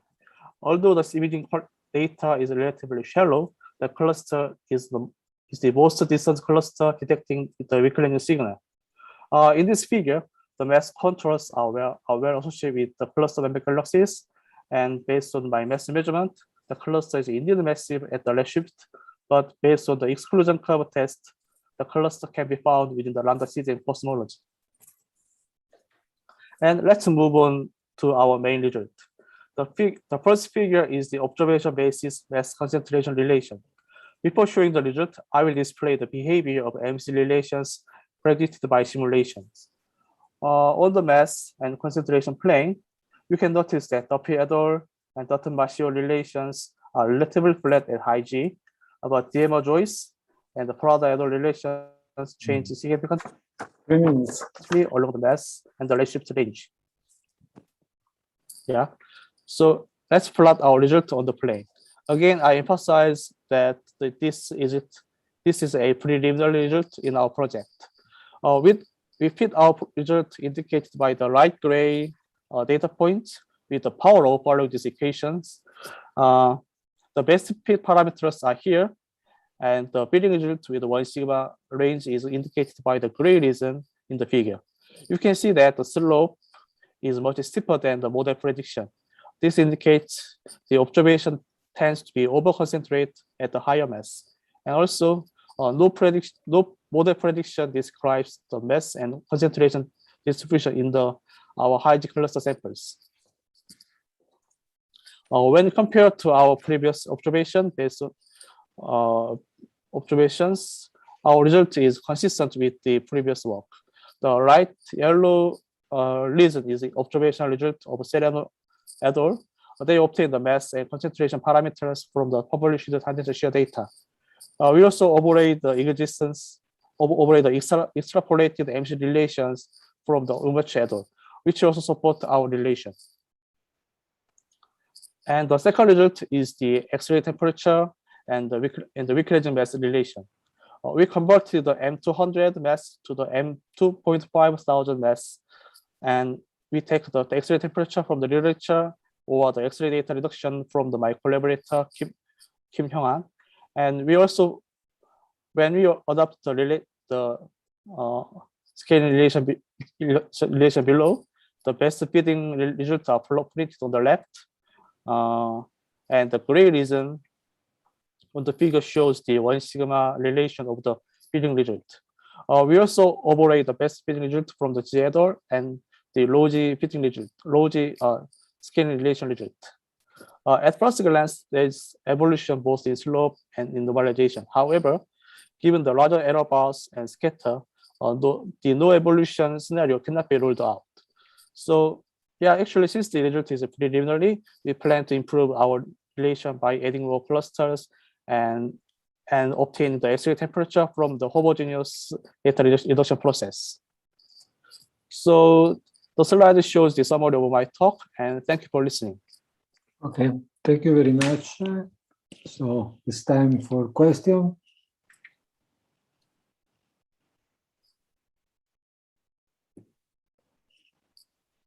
No, there is Gary, please. Okay, thank you very much. It was very interesting. I think I remember a talk given 8 years ago by Dan Ko, and maybe others were saying this too, about the concentration mass relation being too high when you do spherical modeling, but if you do triaxial modeling, it gets lower. And your model was spherical, or was it? Yeah. So my best measurement is based on the spherical model of NFW halo. So perhaps the low mass clusters, if you treated them more triaxial, they would reduce their mass, and you would get a concentration mass relation closer to the low slope that you get in the pure n-body simulations of -0.1. I see. So actually, in our project, we also test the model bias of the NFW halos by the aperture mass tensometry, and some result of the noticeable clusters. We found that the NFW, our mass estimate from the NFW halos is relatively similar to the aperture mass result. Okay. But we also investigate the aperture mass versus the X-ray and other scaling relations. Okay, it's a very difficult game. Well, anyway, very nice work. Thank you. Thank you. There is a question by Keiichi, please. Actually, just a comment on the Gary's question. So for the lensing selected cluster, like strong lensing selected cluster, having large Einstein radius, if with the spherical models, we can overestimate concentration because they tend to be pointed towards observers, I mean major axis. So actually, it's about the selection effect of the cluster sample. If the sample is selected by other wavelengths, this effect is smaller. Yeah, yeah. But yeah, so because he was referring to the deep fields. Yeah, so they were selected for being special. Yes. And yeah, and as you say, the triaxiality will increase the scatter in the measured mass. So yeah, we typically include this effect in the like a covariance matrix or an error analysis. Yeah. Okay, very good. Okay. Thank you, Keiichi, for your comment. If there are no more questions to Jinhyub, we can move to the next talk. Thank you. So the next talk will be by Marina Ricci, and it is about constraining the mass of LSST galaxy cluster using magnification of background galaxies. Marina, you can share the screen. Can you hear me or not? Yes, we can hear you. Can you hear me fluently? Yes, for the moment, yes. Okay, just tell me, otherwise I will cut the video. Sorry, 1 second. So do you see my screen now? Not yet. Not yet, because I did not share. We see. Yes, I'm sorry. Okay, something okay. You are not in presentation mode, but we see your screen. Okay. Okay, so okay, you can start, and we give you a 3 minutes advice. Okay, I will cut my video, I think, because it's freezing. Okay. Yeah, so hi everyone. So today I wanted to talk to you about an ongoing project that is performed as part of the LSST desk collaboration, and it's about prospect to constrain the mass of LSST clusters using weak lensing magnification. So as we heard in the previous talk, we can use the shear to derive cluster masses, and the shear is in the weak lensing regime. So the shear is changing the shape of background sources, and it's sensitive to the differential mass density as expressed here on the left. But another manifestation of the gravitational weak lensing is the magnification. And the magnification is changing the apparent solid angle, and it also increases the flux of background sources. And it's sensitive to the underlying mass density. So are you with me on slide 3? Yes. Perfect. So the main observable for the magnification is that it changes the apparent source number density of flux limited sample. So, and this is the change is given by the formula here, and is depending on the competition between two effects. So highlighted in blue, it's a dilution factor due to the dilatation of the apparent solid angle, and highlighted in red is the diminution of the minimum detectable flux. So we can express the change in background source density as density contrast, as shown in the formula on the top left. And this can be expressed as a function of the magnitude of a magnification like that. And here the parameter mu over alpha minus 1 is called the magnification bias. And in the weak lensing regime, the density contrast is directly proportional to the convergence. You also see that there is an alpha parameter that is coming into play, and that depends on the source number counts. It can be expressed as shown on the right. And so if this parameter is greater than 1, then the number density will be enhanced with lensing. And if it's less than 1, it will be depleted.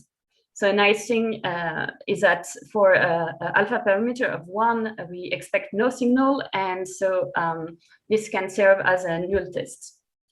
So the important thing here is that if the lens and the source samples are well separated in redshifts, there is only lensing physically that can correlate the position between lens and background objects. So if we can estimate this alpha parameter, then we can directly constrain the magnification from the density contrast of background galaxies. So far, it was mainly the shear techniques that was used in the literature. And this is because it provides a higher signal to noise usually. So here on the left, you have the expression for the shear and density, magnification density contrast signal to noise, assuming only statistical errors.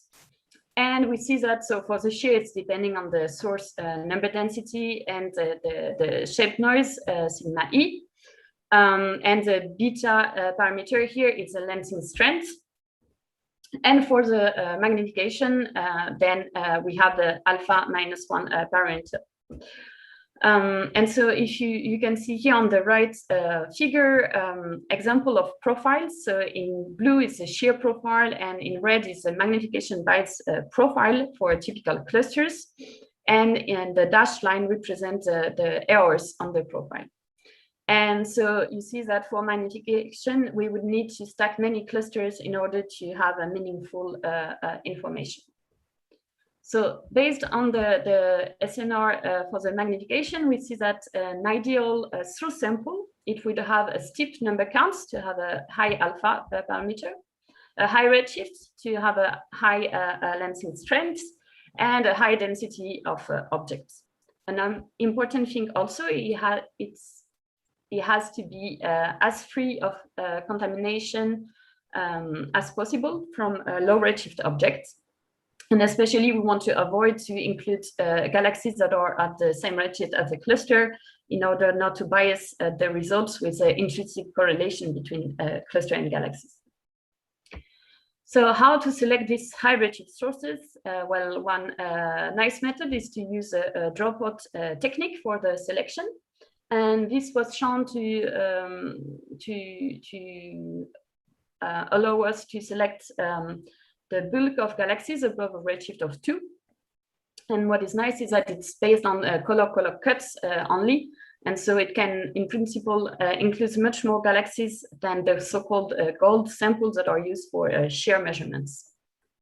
And it's based on optical data only, but adding near infrareds could help, in particular, to control the low redshift contamination. So here on the bottom panel, you have expectation and forecast for different the redshift distribution of different source samples from the Wilson-White paper. And you can see that this dropout techniques allows to select galaxies really up to high redshift, even above redshift of 4 or 5.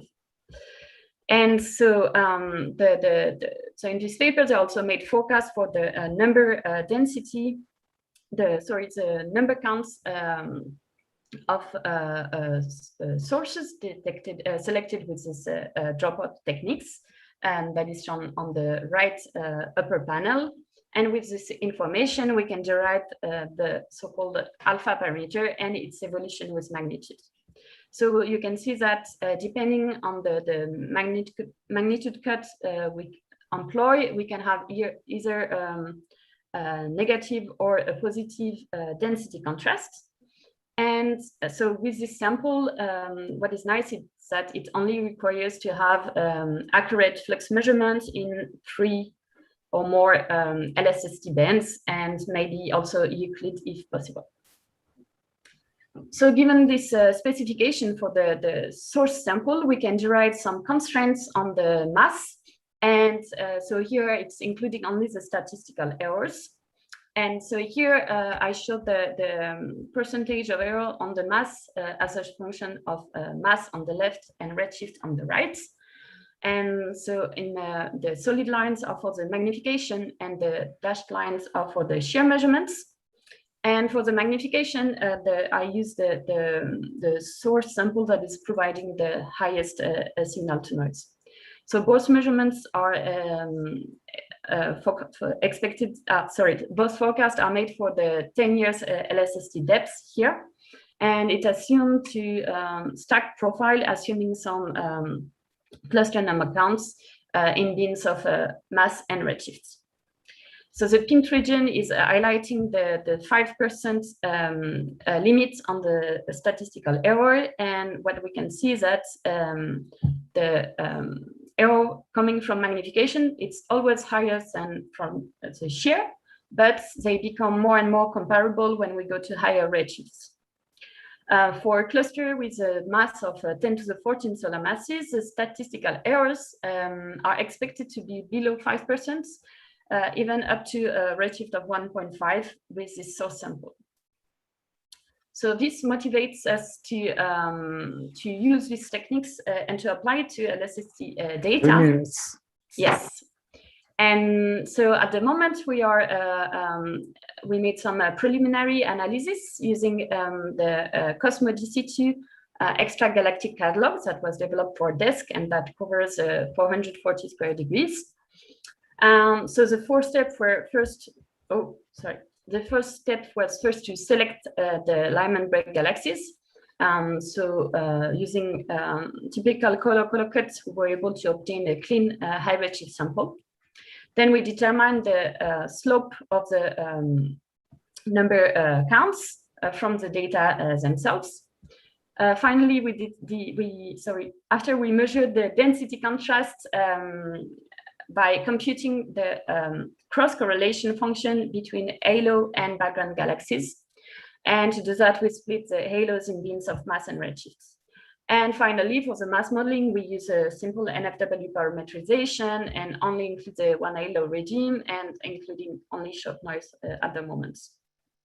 So we recovered the signal for each mass and redshift bins, and we were able to recover a mass. But at the moment, the results are limited by the weak lensing implementation at small scale in this simulation. And so we are in the process of applying that to higher resolution simulation. So the challenges and perspectives for this methodology is that, well, for the pipeline development, as I said, it required from the simulation side, it requires to have both large simulations, but also very precise weak lensing implementation at small scale. So it's not easy to achieve. And also the codes need to scale with the LSST data volume. That it's also important in particular to compute covariance matrices. For the application on photometric catalog, either coming from true data or from simulated images, as shown here on the right for 5 years LSST data. We will have to study the impact of blending that is really critical for LSST data, and also the impact of the varying depths and the dust extinction.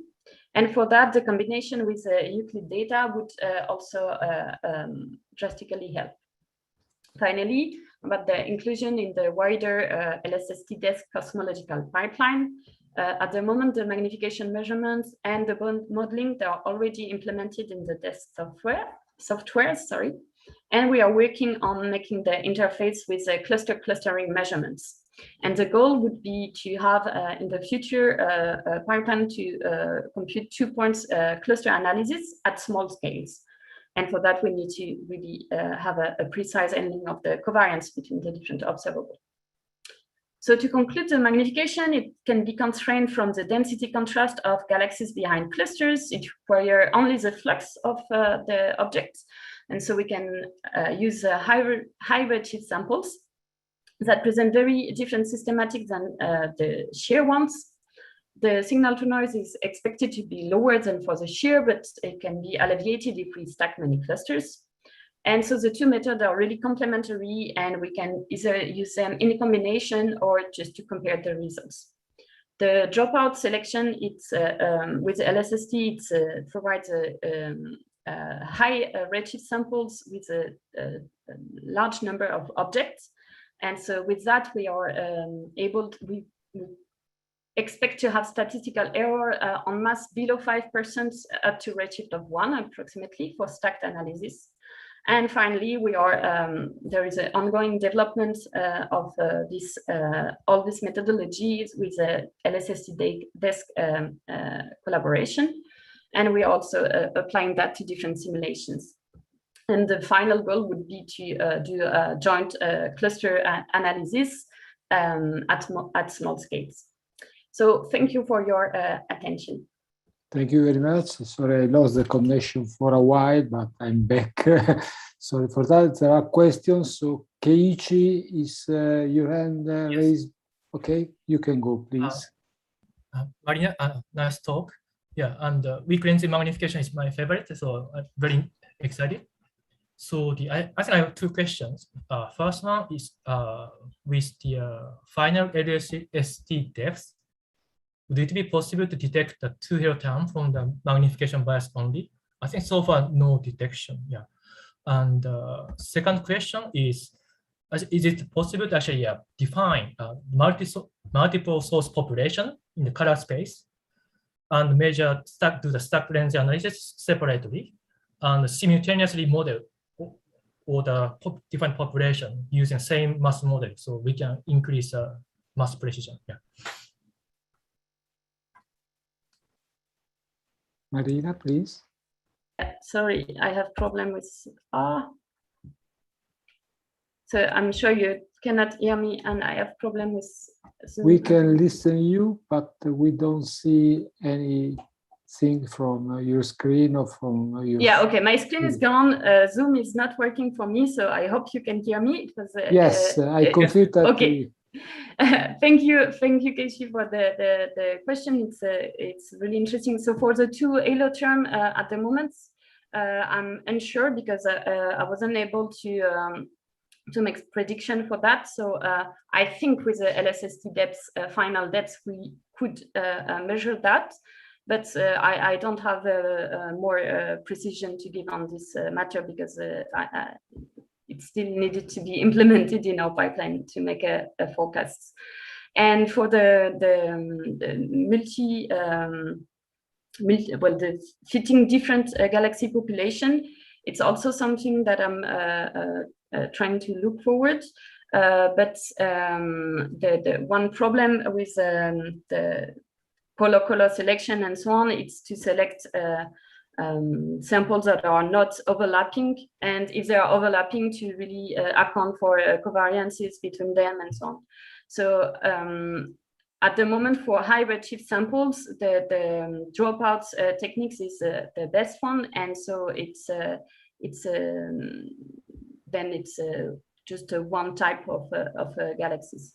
And as you know, we can also use redshift information to have spectroscopic samples.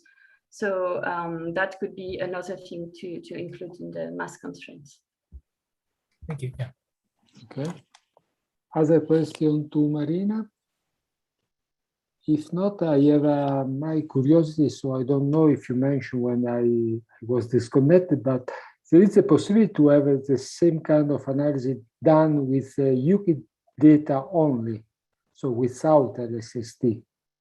Yeah, so with the optical port, yes. Then for if you use only the near infrared, then you have to use a different, completely different selection. But of course, yes, and having the multi-bands and 10 bands surveys, we can also think of using PhotoZ instead of color selection, providing we understand their selection function. So yeah, so including more bands, we can think of a better way to select these galaxies. But then we need to have spectroscopy to control the contamination. So it's always a trade-off. Okay, thank you. If there are no more questions, let me thank all the speakers of today. I leave the stage to the final discussion to Gary and Andrea. Thank you very much. Okay, I will share my screen. There we go.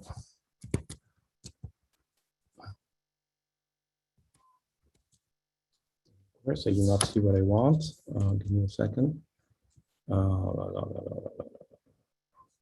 cluster masses discussion. There we go. Can you see the screen? Yes. Okay, good. It's out. So we're going to show 7 slides. I will show a few. Andrea will show. I will show one. Andrea will show one, and then we'll go back and forth.